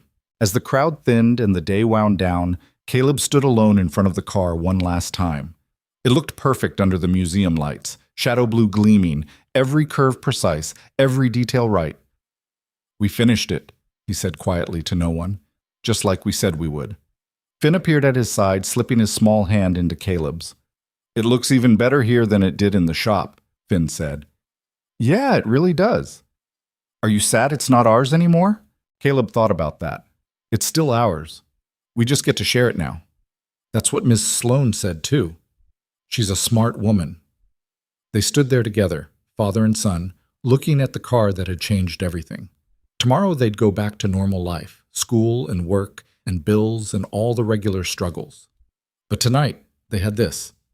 Proof that taking a chance on something everyone else dismissed could lead somewhere extraordinary. "Dad," Finn said. "Yeah, buddy?" "Can we come back next weekend? I want to see it again." Caleb smiled. "Anytime you want. It's not going anywhere." And it wasn't. The car would stay here, telling its story to anyone who wanted to listen. Jonas Mercer's name would be remembered. The team's work would be recognized. And somewhere in all of that, there'd be a note about a hardware store employee who saw value in a rusted wreck and refused to let it stay forgotten. That was enough. More than enough. The week after the exhibition opening, reality settled back in with the subtlety of a hammer. Caleb returned to Morrison Hardware, stocking shelves and mixing paint, while customers asked if he was that guy with the $1 million car. He'd smile and confirm, then go back to explaining the difference between indoor and outdoor caulk. The bills hadn't stopped coming just because the car was finished. In fact, they'd gotten worse. The deferred payments from the restoration were coming due. Parts suppliers who'd waited patiently for 18 months now needed to be paid. Raised shop rental, Lisa's materials costs, insurance premiums that had accumulated while the car was being worked on. Caleb sat at his kitchen table on a Tuesday night, calculator in hand, looking at numbers that didn't add up no matter how many times he rearranged them. He owed roughly $60,000. He had $4,000 in the bank. The math was brutal and unforgiving. His phone rang. He almost didn't answer, assuming it was another creditor, but the caller ID showed Victoria Chen. "Caleb, I have news, good news, I think. I could use some." The exhibition's been getting significant attention, more than we anticipated. We've had visitors from 17 states in the first week alone. The documentary preview we posted online has 2 million views. That's great, Victoria, but I'm kind of drowning here financially. I know. That's why I'm calling. The foundation board met yesterday. They want to commission you. Caleb set down his calculator. Commission me to do what? Find more cars, forgotten pieces of automotive history. Restore them through the same model you used for the P71. Community involvement, crowdfunding, transparent documentation. We'd provide funding, resources, and eventually display space. You'd own the cars, but partner with us for preservation and public access. You want me to do this again? We want you to do it as many times as you're willing. There are hundreds of significant vehicles rotting in junkyards and barns across the country. You have a gift for recognizing them, and you've proven you can rally people around saving them. Caleb's mind was spinning. What kind of funding are we talking about? For the first project, we'd advance $50,000 against future partnership agreements, enough to clear your current debts and start the next restoration. If that succeeds, we'd expand the program. $50,000. Enough to breathe, enough to stop the bleeding. What's the catch? You'd need to quit your retail job and do this full time.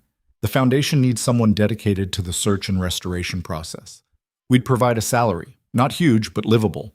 $60,000 a year plus benefits. Caleb did the math instantly. $60,000 was more than he made at the hardware store, with benefits. Doing something he actually cared about. I need to think about this. Of course. But Caleb, don't overthink it. You've already proven you can do this work. Now we're just asking you to do it again. After she hung up, Caleb sat in the quiet kitchen, staring at his reflection in the darkened window. A week ago, he'd been a hardware store employee who got lucky.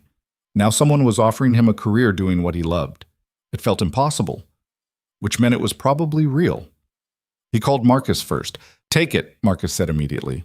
"You didn't even let me explain, but don't need to. Victoria's offering you a way out of retail hell and a chance to do meaningful work." What's to think about? Job security, benefits, the fact that I have a kid to support. She's offering benefits. And job security in retail is a myth. Morrison's could lay you off tomorrow. At least this way you'd be doing something that matters. Caleb called Avery next. She was more measured. "What does Finn think?" "I haven't told him yet." That's your answer right there. If you're excited enough that you want to tell him, take the job. If you're worried about telling him, don't. That night, Caleb sat Finn down after dinner. "I got offered a new job today." Finn looked up from his homework. "Doing what?" "Finding old cars that need to be saved, restoring them, working with museums to preserve them. Like you did with our car." "Exactly like that." Finn's eyes lit up. "That's so cool. Are you going to take it? It means I'd be traveling sometimes, looking for cars in different places. You might have to stay with Marcus or Ms. Sloan when I'm gone. I don't care. You should do it." Just like that? "Dad, you've been way happier working on the car than you ever were at the hardware store. I'm 7, not stupid." Caleb felt something in his chest crack open. "When did you get so smart?" "I've always been smart. You just don't listen sometimes." The next morning, Caleb called Victoria and accepted the offer. He gave his 2 weeks' notice at Morrison Hardware, endured the half-hearted congratulations from coworkers who'd never quite understood why he was there in the first place, and started planning his transition. The foundation wired the $50,000 within 48 hours. Caleb paid off every outstanding debt from the restoration, sent checks to suppliers who'd waited patiently, cleared the credit cards that had been accumulating interest for 2 years. For the first time since Sarah died, he had a positive bank balance and no collection notices in his mailbox. It felt like breathing after being underwater. His first assignment from the foundation was simple: find something worth saving. They gave him a budget, a truck, and access to their network of automotive historians and salvage yard contacts. The rest was up to him. Caleb started close to home, visiting junkyards within a day's drive. He saw plenty of cars, some interesting, most just old and broken. Nothing that spoke to him the way the P71 had. Then 3 weeks into his search, he got a call from a salvage yard owner in rural Pennsylvania. "You the guy who found that racing car?" "Yeah." "Got something you might want to see. Old pickup truck, been here since before I bought the place in '89. Owner never claimed it. Something about it seems off, though. Too nice under all the rust." "What kind of pickup?" "Hell if I know. Ford, maybe? It's got a handmade bed, wooden slats, metal frame, weird construction. Handmade. Custom." Those words made Caleb's instincts perk up. "I'll be there tomorrow." The drive to Pennsylvania took 6 hours. Finn came along. It was spring break, and Caleb had promised no more disappearing for work without bringing him when possible. They listened to podcasts and argued about which fast food to stop for and felt, for the first time in a long while, like things were moving in the right direction. The salvage yard was exactly what Caleb expected. Acres of automotive corpses slowly returning to the earth. The owner, a guy named Pete with a beard down to his chest, met them at the gate. "It's out back. Fair warning, it's rough." He led them through rows of rusted vehicles to the far corner of the property. There, half buried in weeds and covered in 40 years of grime, sat a pickup truck that looked like it had been forgotten by time itself. But Pete was right. Something about it was off. The proportions were wrong for a standard truck. The bed was definitely handmade. Wooden slats fitted into a custom metal frame with craftsmanship that went way beyond typical farm repairs. And the cab, beneath all the rust, had curves that seemed too deliberate. Caleb walked around it slowly, the same way he'd walked around the P-71 that first day. "What do you think?" Pete asked. "I think I need to see under the hood." The hood was rusted shut, but Pete brought a pry bar and some penetrating oil. It took 20 minutes of patient work before it finally gave with a shriek of protesting metal.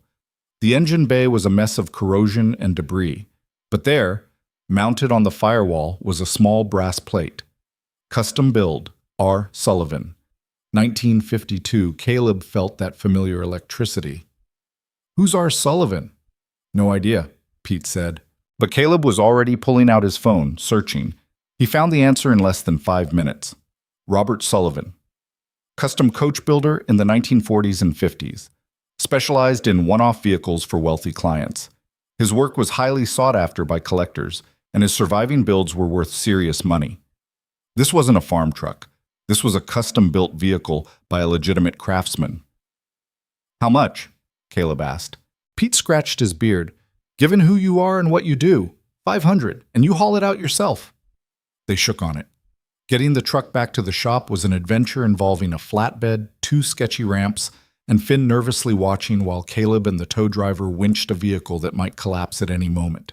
But they got it loaded, got it home, and got it into Ray's shop, where the old fabricator took one look and whistled.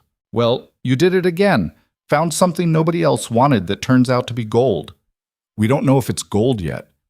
It's a Robert Sullivan custom. It's gold. Question is whether it's fool's gold or the real thing." Over the next week, they documented everything. The custom bed frame, the hand-shaped body panels, the evidence of meticulous craftsmanship beneath decades of neglect. And hidden in the glove box, wrapped in oilcloth that had somehow survived, they found original build documents. The truck had been commissioned in 1952 by a lumber baron in Oregon. Sullivan had built it as a working vehicle that was also a work of art, something beautiful enough to show off, but functional enough to actually haul timber. Only 3 Sullivan trucks were ever built. The other 2 were in museums. This one had somehow ended up in a Pennsylvania junkyard. Caleb called Victoria. "We've got number 2. "Tell me." He explained the find, the builder, the significance. Victoria listened without interrupting, then let out a long breath. "Start the restoration. Same model as before. Crowdfunding, community involvement, transparent documentation. I'll start working on the exhibition space. We haven't even confirmed what it's worth yet." "Doesn't matter. It's significant. That's enough." The second crowdfunding campaign launched 2 weeks later. This time, Caleb knew what he was doing. The video was better. The pitch was clearer. The story, about finding another forgotten masterpiece, resonated immediately. They hit their goal in 3 days. The comments section exploded with people who'd been part of the P-71 journey and were excited to do it again. One comment stood out. "I donated to the first project because the story was interesting. I'm donating to this one because you've proven you actually do the work. That matters." The restoration became Caleb's new normal, days spent at the shop with Ray and the team, evenings documenting progress for the online community, weekends with Finn, who'd become something of a celebrity at school for having a dad who found treasure in junkyards. 3 months into this truck restoration, Caleb got a call from an unknown number. He almost didn't answer. Old habits, but something made him pick up. "Mr. Rowan? My name is David Kemp. I'm a collector. I have a proposal for you." "Not interested in selling." "I'm not interested in buying. I want to hire you." That was different. "Hire me to do what?" "I have a collection of vehicles I've acquired over the years. Some significant, some just interesting. I'm getting older and I'm starting to think about legacy. I want them preserved properly, but I don't trust museums to not lock them away. I've watched what you've done with the P-71 and now this truck. I want you to assess my collection and tell me which ones deserve the same treatment." "Why me?" "Because you're not trying to profit. You're trying to preserve. There's a difference." Caleb met with Kemp 2 weeks later at a warehouse in upstate New York. The collection was staggering, 30 vehicles ranging from pre-war classics to experimental prototypes. Some were pristine. Others were projects Kemp had started but never finished. They spent 6 hours going through everything. Caleb took notes, asked questions, examined details. By the end, he'd identified 5 vehicles that were genuinely significant and 3 that were interesting enough to warrant preservation. "What would you charge to coordinate restoration on these?" Kemp asked. "The foundation has a standard fee structure. I'll pay double, and I'll fund the restorations entirely. No crowdfunding necessary, but I want them done right, with full documentation and eventual public access." Caleb did math in his head.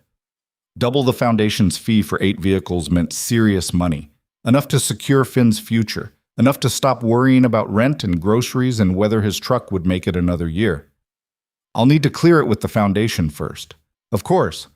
But Mr. Rowan, I'm not the only collector watching what you're doing.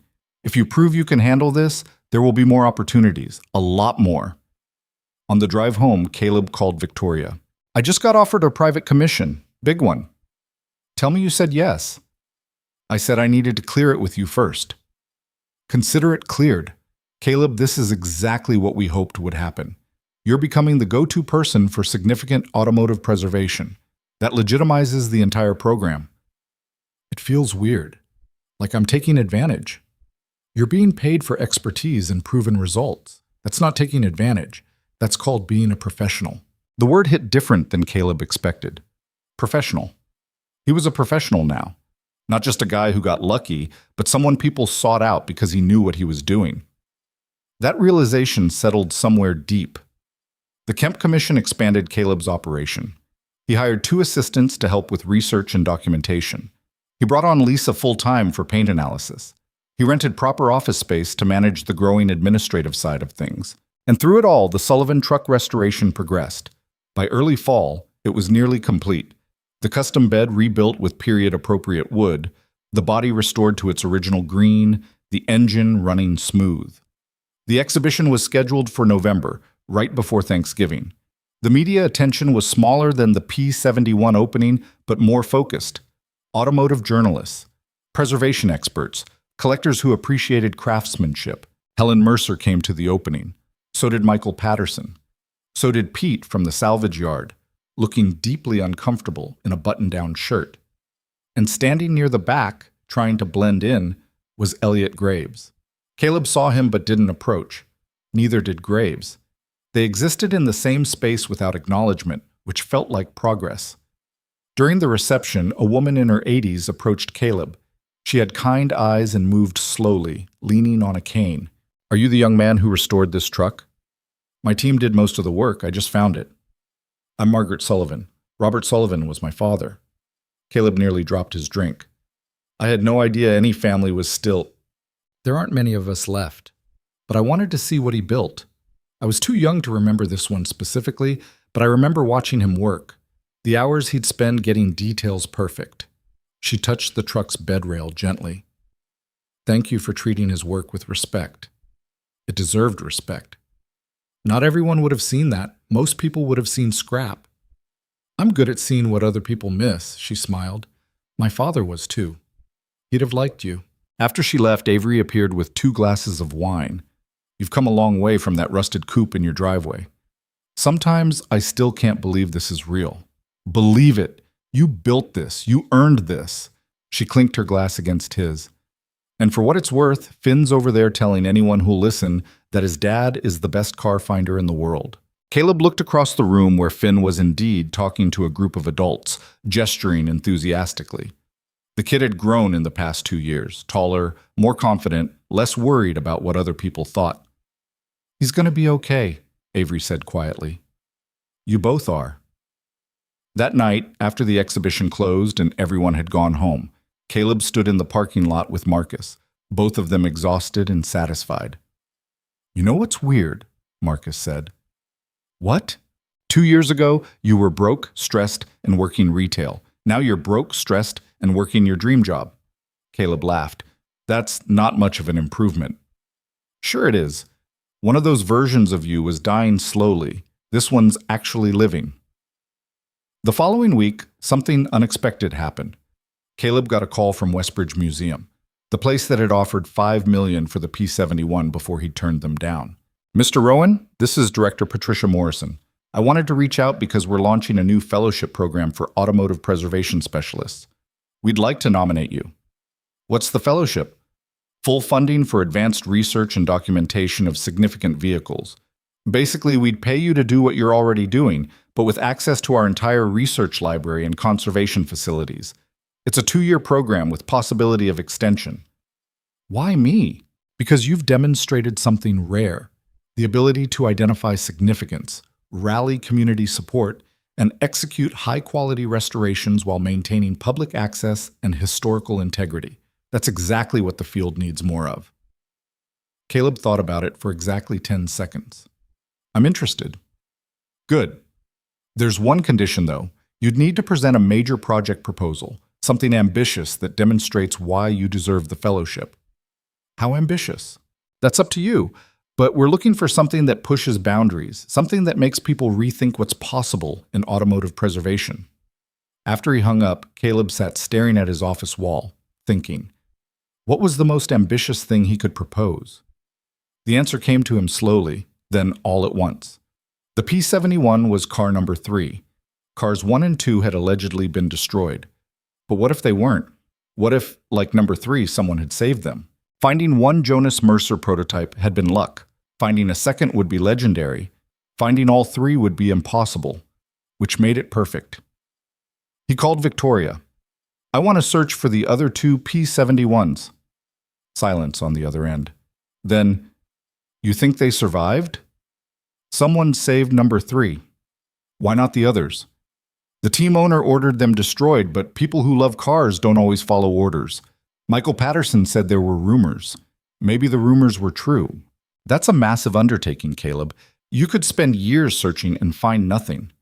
Or I could find them. And if I do, we could reunite all 3 Jonas Mercer prototypes for the first time since 1974. Tell me that's not worth trying. Another pause. Pitch it for the fellowship. If Westbridge funds it, the foundation will support however we can. Caleb spent the next month building his proposal.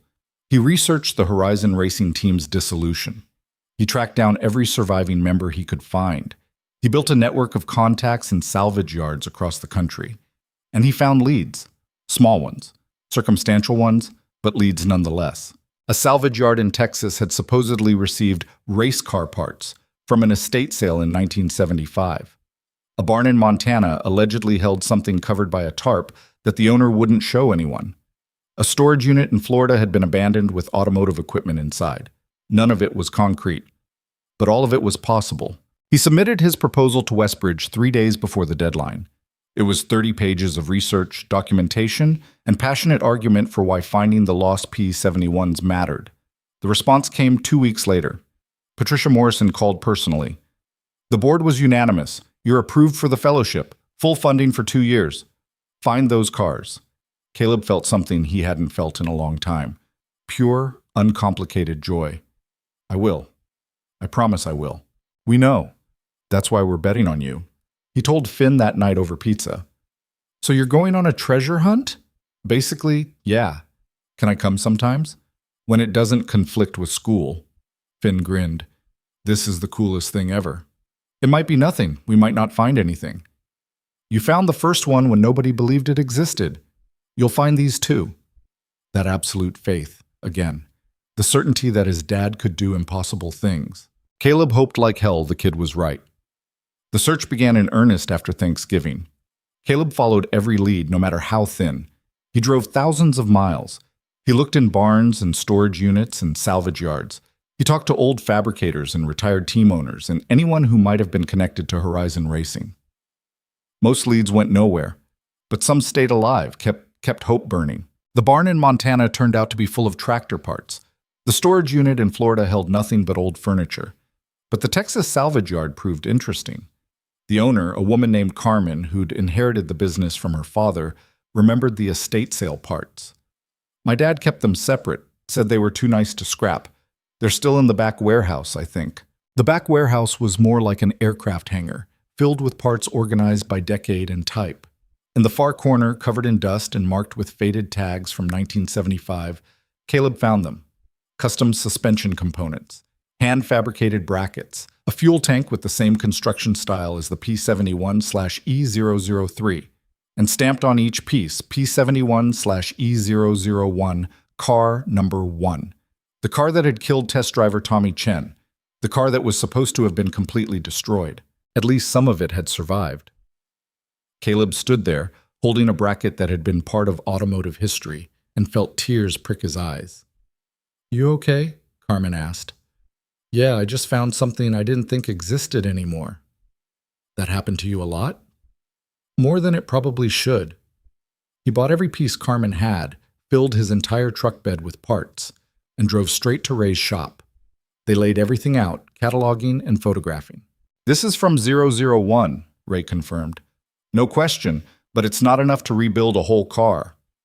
"No, but it's proof the car existed, proof someone tried to save it."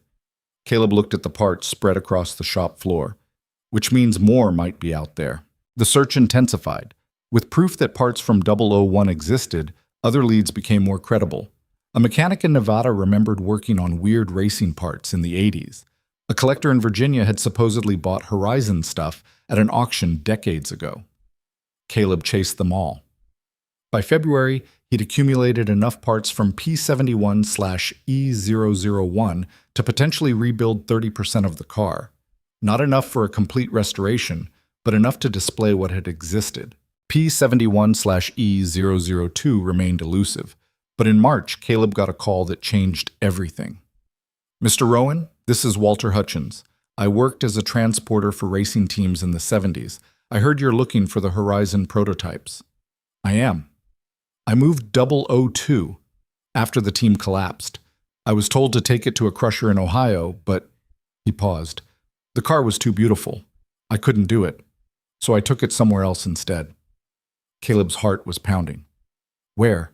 "A barn in West Virginia. Property belonged to my uncle. He's been dead 20 years now, but the property's still in the family. Far as I know, the car's still there." "Can you take me to it?" "I'm 83 years old. I'm not going anywhere, but I can give you the address." 2 days later, Caleb and Marcus were driving through rural West Virginia, following directions to a property that supposedly hadn't been touched in 2 decades. The barn was exactly where Walter said it would be. Weathered wood, sagging roof, surrounded by overgrown fields. The doors were padlocked, but Marcus had brought bolt cutters. Inside was dark and smelled like hay and thyme. Caleb turned on his flashlight, sweeping the beam across the interior, and there, covered by a tarp that had rotted in places, revealing glimpses of shadow blue underneath, was P71/E002. It was in rough shape, flat tires, surface rust, evidence of mice and weather damage. But it was intact, complete, savable. Marcus stood next to him, speechless. "We found it," Caleb finally said. "We actually found it." "Yeah, we did." They called Victoria from the barn. She answered on the first ring. "Tell me you found something." "We found 002. Complete. Restorable one." He heard her breath catch. "All 3. You're going to have all 3. 2 complete cars and parts from the 3rd. Close enough." "Caleb, do you understand what this means? Jonas Mercer's entire P71 series reunited after 50 years. This is automotive history. I know. No, I don't think you do. This is career-defining work. This puts you in textbooks. This matters. After they hung up, Caleb and Marcus sat on the barn floor, looking at the car they'd just found. Your life is weird, man, Marcus said. Tell me about it. 2 years ago, you were stocking shelves. Now you're finding lost race cars in West Virginia barns. And I still have no idea what I'm doing half the time. Nobody does. You're just better at faking it than most people. They arranged transport for the car, got it back to Ray's shop, and began the process all over again: documentation, assessment, planning. The news spread fast. Major automotive publications picked up the story. The documentary about the P-71 search was greenlit by a streaming service. Universities reached out about research partnerships. And through it all, Caleb kept working. Because that's what he did. He found things worth saving, and he saved them. Simple as that. Complicated as hell, but worth every minute. The restoration of P-71/E002 took 14 months.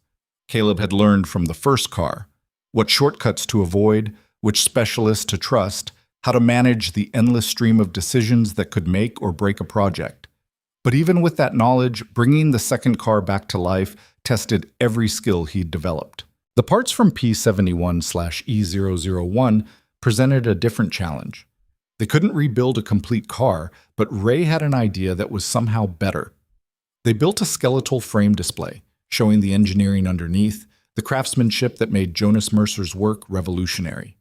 The custom suspension, the hand-fabricated brackets, the innovative fuel system. All of it exposed and explained, a transparent view into genius that most people never got to see. Finn turned 9 during the restoration. He'd grown up around these cars now, could name parts and explain engineering concepts that would stump most adults. On weekends, he'd work alongside the team, slowly learning the craft himself. One Saturday afternoon, Caleb found him in the shop with Ray. The two of them bent over a suspension component from 001. See how the weld bead is uniform all the way through? Ray was saying. That's the mark of a master. No variation, no cold spots, just perfect fusion. Could we do that now? Finn asked. With modern equipment, sure, but Mercer did this with what he had in 1974. That's the impressive part. He made perfection out of limitation. Caleb watched from the doorway, not interrupting. This was the legacy he was building. Not just saved cars, but knowledge passed down. Skills preserved, understanding that excellence was timeless. Later driving home, Finn was quiet for a long time before speaking. Dad, do you ever think about Mom? About how she'd feel about all this? The question hit unexpectedly. They didn't talk about Sarah much anymore. Not because they'd forgotten, but because the grief had evolved into something manageable. Something that lived alongside their daily lives instead of crushing them. All the time, Caleb said honestly. What makes you ask? I was thinking about how she was always saying you were too smart to be stocking shelves, that you should do something bigger. She said that? A lot. When you weren't around. She'd tell me that someday you'd figure out what you were supposed to be doing. Finn pushed his glasses up. I think she'd be happy you figured it out. Caleb's throat tightened. Yeah, buddy, I think she would be too. Do you think she knows, like wherever she is? I hope so. I really hope so. They drove in comfortable silence after that, the kind of quiet that only exists between people who understand each other completely. By the summer, all 3 P-71 projects were nearing completion. The foundation had been planning the exhibition for months. Not just a display, but an entire wing dedicated to Jonas Mercer's work and the people who'd saved it. Helen Mercer had been involved in every decision, working with the curators to tell her father's story honestly. Not just the successes, but the failures too. The test driver who'd died, the program that collapsed, the years of obscurity before someone finally recognized what he'd built. My father wasn't perfect, she told Caleb during one of their planning sessions. He was brilliant and obsessive and sometimes difficult to work with, but he cared deeply about doing things right. That's what I want people to understand, that excellence requires sacrifice. And sometimes that sacrifice is painful. The exhibition was scheduled to open in September, timed to coincide with the 50th anniversary of the Horizon. Racing team's dissolution. The foundation had pulled out all the stops. The 3 cars would be displayed together for the first time, surrounded by artifacts, documents, and the stories of everyone who'd built them and everyone who'd saved them. But 2 months before the opening, Caleb got an unexpected visitor at his office. Elliot Graves walked in without knocking, looking older than Caleb remembered. The arrogance was still there, but tempered by something else. Time, maybe, or perspective. "Mr. Rowan, do you have a moment?" Caleb leaned back in his chair. "Depends on why you're here." "To apologize." That was unexpected. For what specifically? The threats, the harassment, or the general condescension? All of it. Graves sat down without being invited. "I've spent the last 2 years watching you accomplish something I couldn't. Not because I lacked the resources, but because I lacked the vision. You saw preservation where I saw possession. You built community where I tried to buy control. Is there a point to this? The point is that I was wrong. About you, about the cars, about what matters in this work." Graves pulled an envelope from his jacket. "I'd like to make a donation to the foundation, $5 million, unrestricted, to support your preservation program." Caleb stared at the envelope. "Why?" "Because I'm 73 years old and I'm starting to think about legacy. I have 300 cars in climate-controlled storage that maybe 10 people have ever seen. When I die, they'll be auctioned off and scattered. Nothing I've collected will matter because I never shared it." He set the envelope on the desk. "This is my chance to be part of something that actually matters. $5 million doesn't erase what you did. I know, but maybe it's a start toward doing better." After Graves left, Caleb sat holding the envelope, trying to process what had just happened. He called Victoria. "Elliot Graves just donated $5 million to the foundation." Silence. Then, "I'm sorry, what?" "He apologized. Actually apologized, and wrote a check. People don't change like that, not people like Graves. Maybe watching someone do meaningful work while he hoarded expensive metal made him rethink things. Or maybe he's trying to buy his way into the exhibition. He didn't ask for anything, just said he wanted to support the program." Victoria was quiet for a moment. "If it's legitimate, that money could fund preservation work for years. We could save dozens of significant vehicles, create educational programs, build a real infrastructure for automotive heritage." "So we take it?" "We take it, but we do it transparently. We acknowledge his support while being honest about the complicated history. No sugarcoating." The donation was announced 2 weeks later. The response from the automotive community was mixed. Some people praised Graves for coming around. Others called it too little too late. Caleb stayed out of the debate. He had work to do. The final weeks before the exhibition opening were chaos. Details that should have been finalized months ago suddenly needed attention. The lighting wasn't right. The placard text needed revision. The audio guide script was too technical for general audiences. Caleb found himself in 100 meetings, making 1,000 decisions, all while trying to maintain some semblance of normal life for Finn. It was exhausting and exhilarating in equal measure. 3 days before the opening, the cars were moved into position. All 3 P-71s, displayed in formation as if ready to race. The skeletal frame of 001 in front, showing the engineering. The pristine 002 in the middle, showing the beauty. And 003, Caleb's car, the one that started everything, bringing up the rear, its restoration documented in photos surrounding the display. Caleb stood in the exhibition hall late at night, alone with the cars, and felt something he couldn't quite name. Pride, yes. Satisfaction, definitely. But also something deeper, a sense that he'd done what he was meant to do.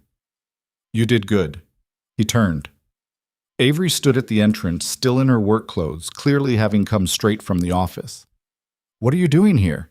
"Couldn't sleep. Figured you'd be here obsessing." "I'm not obsessing.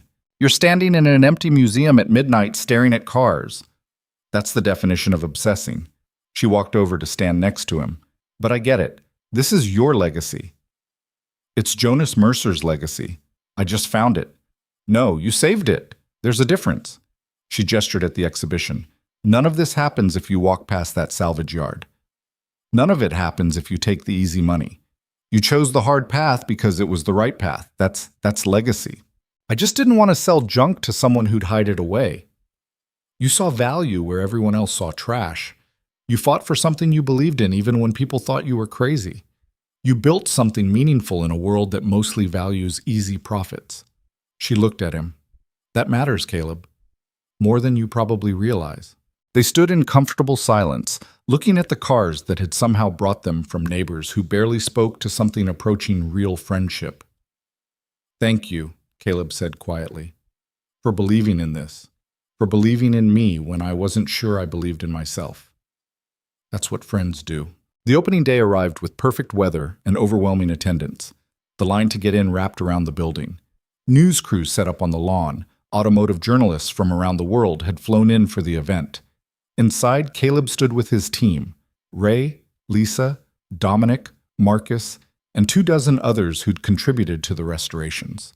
They were all dressed up, all uncomfortable in formal clothes, all proud of what they'd accomplished together. Helen Mercer was there with her family, children and grandchildren who'd never known Jonas but were learning his story through the cars he'd built. Michael Patterson was there, now in his mid-70s but still sharp as ever. The surviving Horizon Racing team members were there, some in wheelchairs, all with tears in their eyes.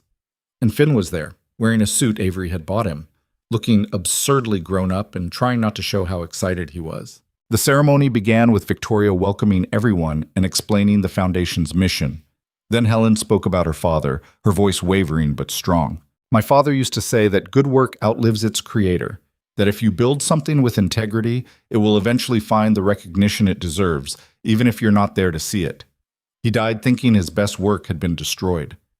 But it hadn't.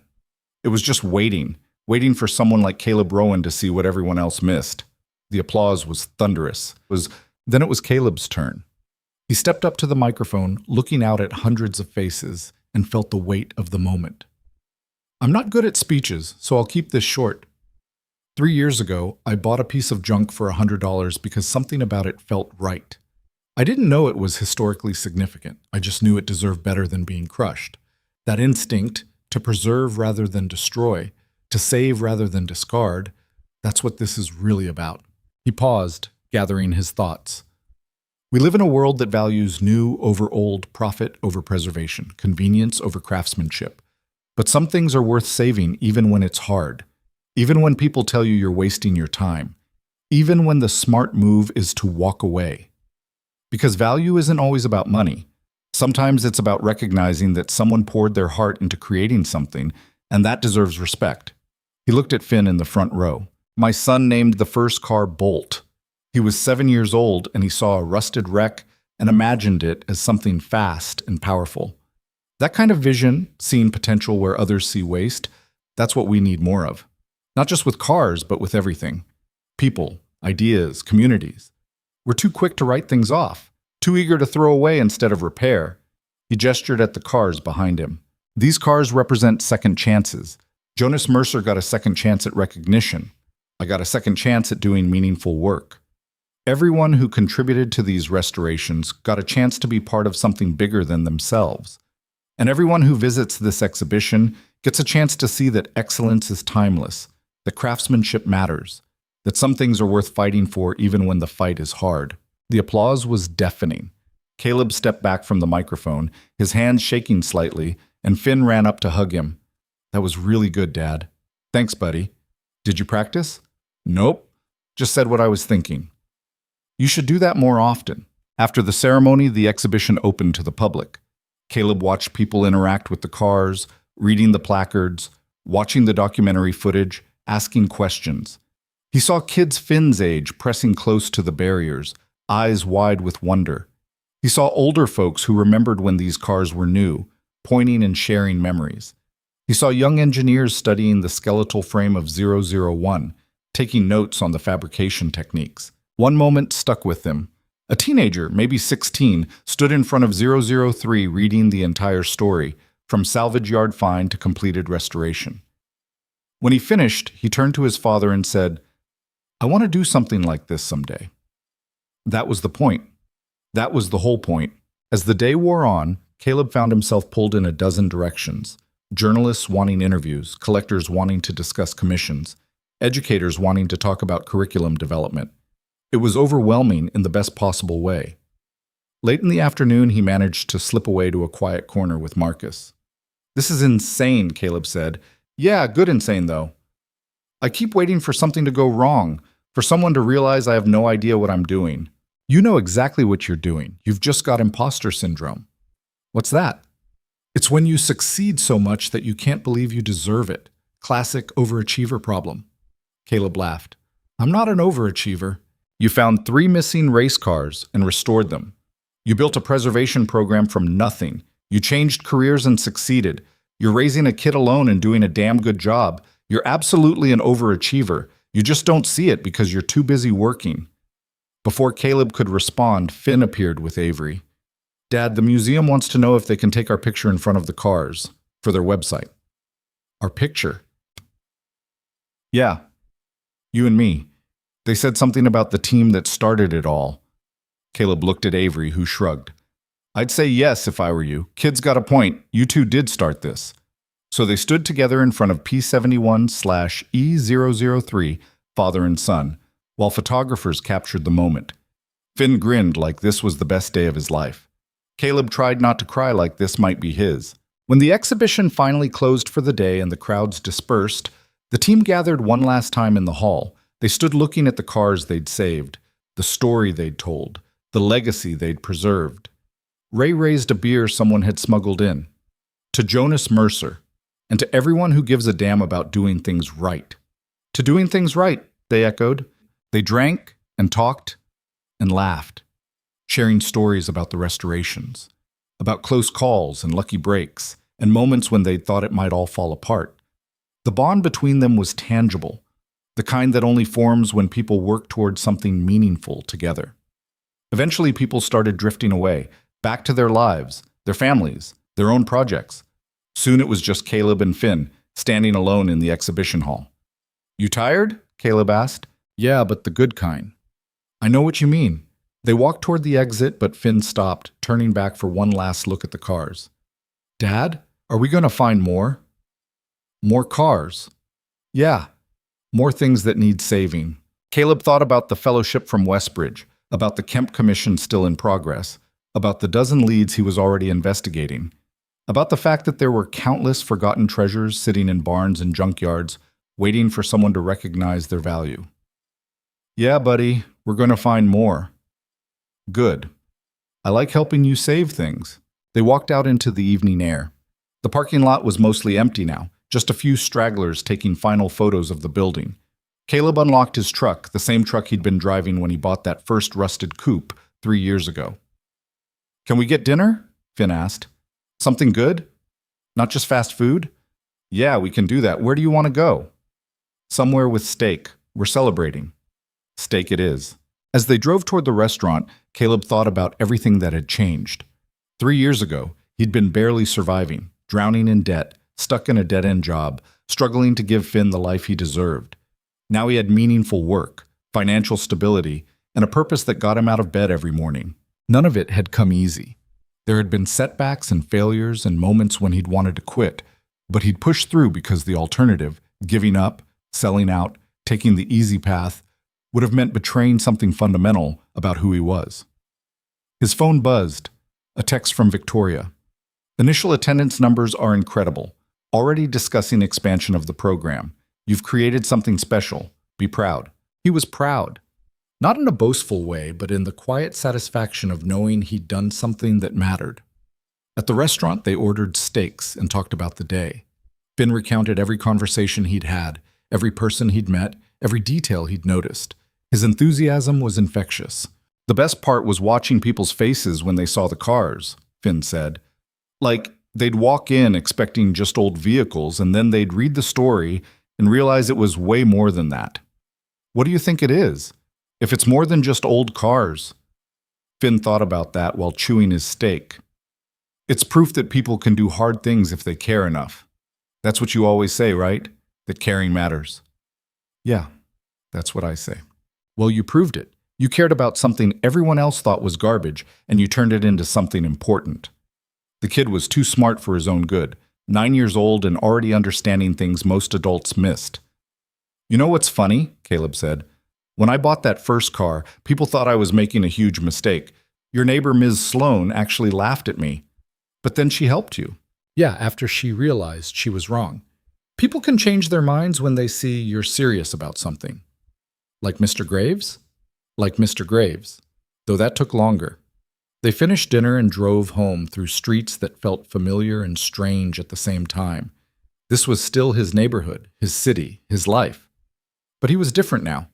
The person who'd bought that rusted coupe felt like someone from another lifetime. At home, Finn got ready for bed while Caleb stood in the backyard, looking at the garage where it had all started. The space was empty now. No cars, no projects, just tools and memories. But that felt right somehow. The work had moved on to bigger spaces, bigger opportunities, bigger impact. His phone rang. Helen Mercer. "I know it's late," she said, "but I wanted to thank you again. Today was everything I hoped it would be." "I'm glad. Your father's work deserved this recognition. It wasn't just his work, it was yours too. And your team's. You took my father's legacy and gave it new life. That's not restoration, Caleb. That's resurrection." After they hung up, Caleb stood in the quiet backyard thinking about that word. Resurrection. Bringing something back from the dead. Giving it new purpose, new meaning, new life. That's exactly what he'd done, and what he'd keep doing. Finn called from his bedroom window. "Dad, you coming in?" "Yeah, buddy. Right now." Inside, he tucked Finn into bed the way he had every night since Sarah died. The routine was sacred. Glasses on the nightstand, blanket pulled up, one story if it wasn't a school night. "No story tonight," Finn said. "I'm too tired." "Fair enough. Big day." "Dad?" "Yeah?" "I'm proud of you, like really proud. You're the coolest person I know." Caleb felt his eyes burn. "You're pretty cool yourself, kid." "I know. I get it from you." After Finn was asleep, Caleb sat in his own room, looking at the photo of Sarah on the nightstand. She'd been gone 3 years now, but somehow she felt present in everything he'd accomplished. Her encouragement, her belief in him, her insistence that he was capable of more than he thought, all of it had pushed him toward this moment. "We did it, Sarah," he whispered. "We actually did it." The next morning brought a flood of media coverage. The exhibition was on the front page of the automotive section in multiple newspapers. Online publications ran features. Social media was full of photos and reactions. The documentary trailer was trending. But what struck Caleb most were the messages from regular people.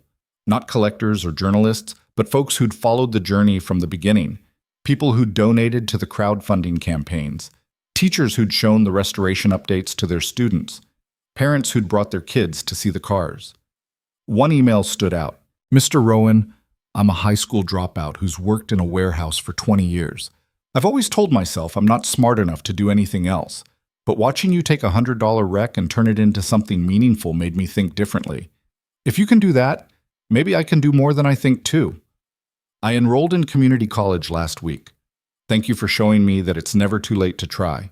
Caleb read that email 3 times, then forwarded it to his team with a simple note. "This is why we do this." The following weeks brought opportunity after opportunity. Museums wanted to partner. Collectors wanted consultations. Universities wanted to create preservation programs with him as an advisor. The Westbridge Fellowship had opened doors he hadn't known existed. But with opportunity came pressure. Everyone wanted something: his time, his expertise, his name attached to their projects. It was flattering and exhausting. One evening, sitting in his office buried under requests and proposals, Avery stopped by. "You look overwhelmed. That obvious? You're literally surrounded by paperwork and making a face like you're drowning." "I don't know how to say no to people. Everything seems important. Everything is important to someone. But not everything is important to you." She moved some papers and sat on the edge of his desk. "What actually matters to you?" Caleb thought about that. Finding cars that deserve saving, doing the work right, making sure people understand why it matters. Then say yes to things that align with that, and no to everything else. You don't owe everyone your time just because they ask for it. It was simple advice, obvious even, but hearing it from someone he trusted made it real. He started saying no. To projects that were just about money, to partnerships that didn't align with his values, to opportunities that would take him away from the actual work of preservation. And with each no, he felt lighter, more focused, more like himself. By the end of October, he'd settled into a rhythm. He was working on 3 active restorations, the Kemp Commission vehicles, each significant in their own way. He was pursuing leads on 2 potentially important finds. and he was spending time actually being present for Finn, instead of just existing in the same house. Life wasn't perfect. Money was still tighter than he'd like. The work was still demanding. There were still moments of doubt and frustration. But it was his life. Chosen, not settled for. Meaningful, not just endured. In November, the foundation hosted a smaller, private event for everyone who'd been part of the P-71 journey. The team, the donors, the Horizon Racing veterans, the Mercer family. About 200 people gathered in the exhibition hall for an evening of stories and celebration. Caleb stood off to the side, watching people interact with the cars, with each other, with the shared history they'd created together. Michael Patterson found him there. "You look thoughtful. Just thinking about how we got here, how one random decision at a salvage yard turned into all this." "It wasn't random. You saw something worth saving. That's not luck, that's vision." "I don't know about vision. I just knew I couldn't let it be crushed." "Same thing," Michael gestured at the crowd. "You built a community around these cars. That's rare. Most restoration projects are solitary obsessions. You made it something people could be part of." "I didn't do it alone. No one ever does. But you started it. You kept it going when it got hard. That's leadership, whether you call it that or not." Later, during the speeches, Helen Mercer shared something Caleb hadn't heard before. "When my father was in his final years before the Alzheimer's took everything, he told me something I never forgot. He said, 'The work doesn't die when we do. Good work survives. It waits. And if we're lucky, someone comes along who recognizes it and gives it new life.'" He was talking about other engineers, other craftsmen he'd admired. But I think he was talking about his own work too, about hoping that someday someone would recognize what he'd built. She looked at Caleb. "You were that someone, Caleb. You gave my father's work new life. You proved him right about good work surviving. And you did it with integrity and respect and a generosity of spirit that would have made him proud. Thank you. From the bottom of my heart, thank you." The applause filled the hall, and Caleb felt tears he didn't try to hide. After the event, as people were leaving, Elliot Graves approached. They hadn't spoken since the donation, just exchanged nods at public events. "Mr. Rowan, might I have a word?" They walked to a quiet corner. "I wanted you to know something," Graves said. "I'm opening my collection to the public, not selling it, but creating a public foundation similar to what you've done here. People should see these cars, not just me." "That's a big change." "You inspired it.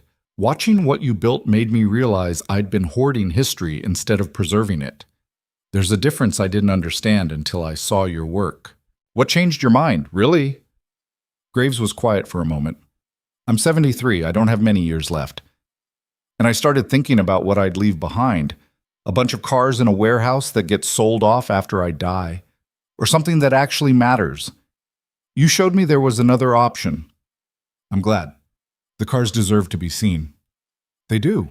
And maybe I deserve a chance to do one thing right before I'm gone." They shook hands, and for the first time it felt genuine. As winter approached, Caleb found himself reflecting on everything that had changed.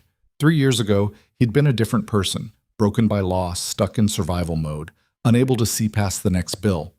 Now he had purpose, community, a future that looked bright instead of bleak. But more than that, he'd learned something fundamental about value, about recognizing worth in things others dismissed, about fighting for preservation when destruction would be easier, about choosing meaning over money, even when the money would solve real problems. He'd learned that good work doesn't go unnoticed forever. It waits for the right person to see it. And he'd learned that being that person, the one who sees potential in the broken, the forgotten, the discarded, was a gift, a responsibility, a calling. On a cold December evening, Caleb and Finn drove past the salvage yard where it had all started. The place had changed ownership, was under new management, but the basic layout was the same. "That's where you found it, right?" Finn asked. "The first car?" "Yeah, back in that corner." "Do you think there's another one here? Another important car?" "Maybe. Probably not. Finding one was rare. Finding 3 was impossible." "But you did it. We did it. Couldn't have done it alone." Finn was quiet for a moment. "When I grow up, I want to find important things too." "You can find whatever you want, buddy. You've got good eyes for seeing value." "I learned from you." They drove home through streets decorated with Christmas lights. The radio playing holiday music neither of them was really listening to. Caleb thought about the year ahead. New projects, new challenges, new opportunities to save things worth saving. It wouldn't be easy. It never was. But easy wasn't the point. The point was doing work that mattered, building something meaningful, leaving the world a little better than he'd found it. That night, after Finn was asleep, Caleb sat in his office looking at photos from the exhibition opening. The cars gleaming under lights, the crowds of people engaged with the story.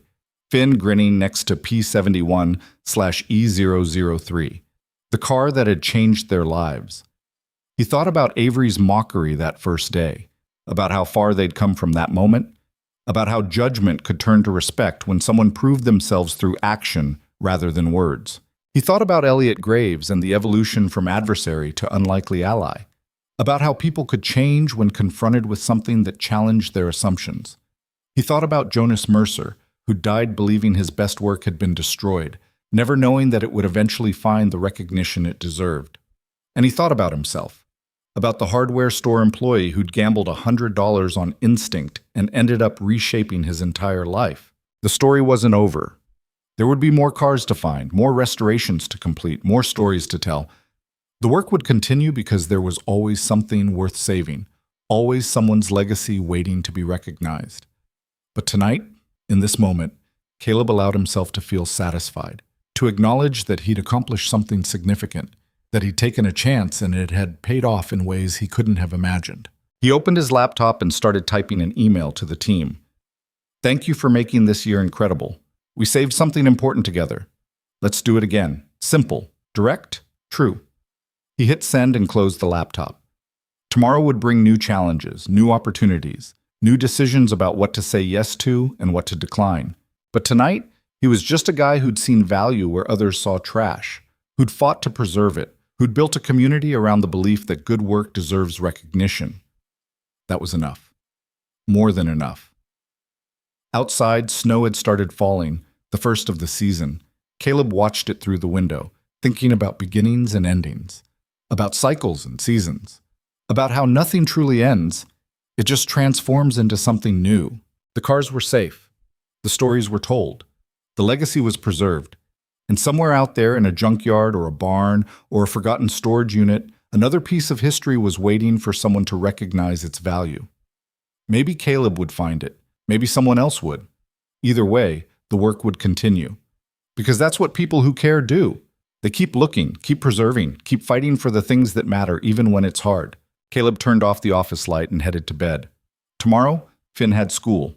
He had meetings with potential partners. Life would go on in its beautiful, complicated, messy way. But tonight, in the quiet house with snow falling outside, Caleb Rowan, former retail worker, current preservation specialist, father, friend, and finder of forgotten treasures, slept the deep, dreamless sleep of someone who knew they'd done good work. And in a museum 3 hours away, under carefully calibrated lights, 3 cars that had once been written off as failures stood as monuments to persistence, vision, and the simple truth that value doesn't disappear just because people stop looking for it. It waits. It endures. And eventually, if we're lucky, someone comes along who sees it for what it truly is.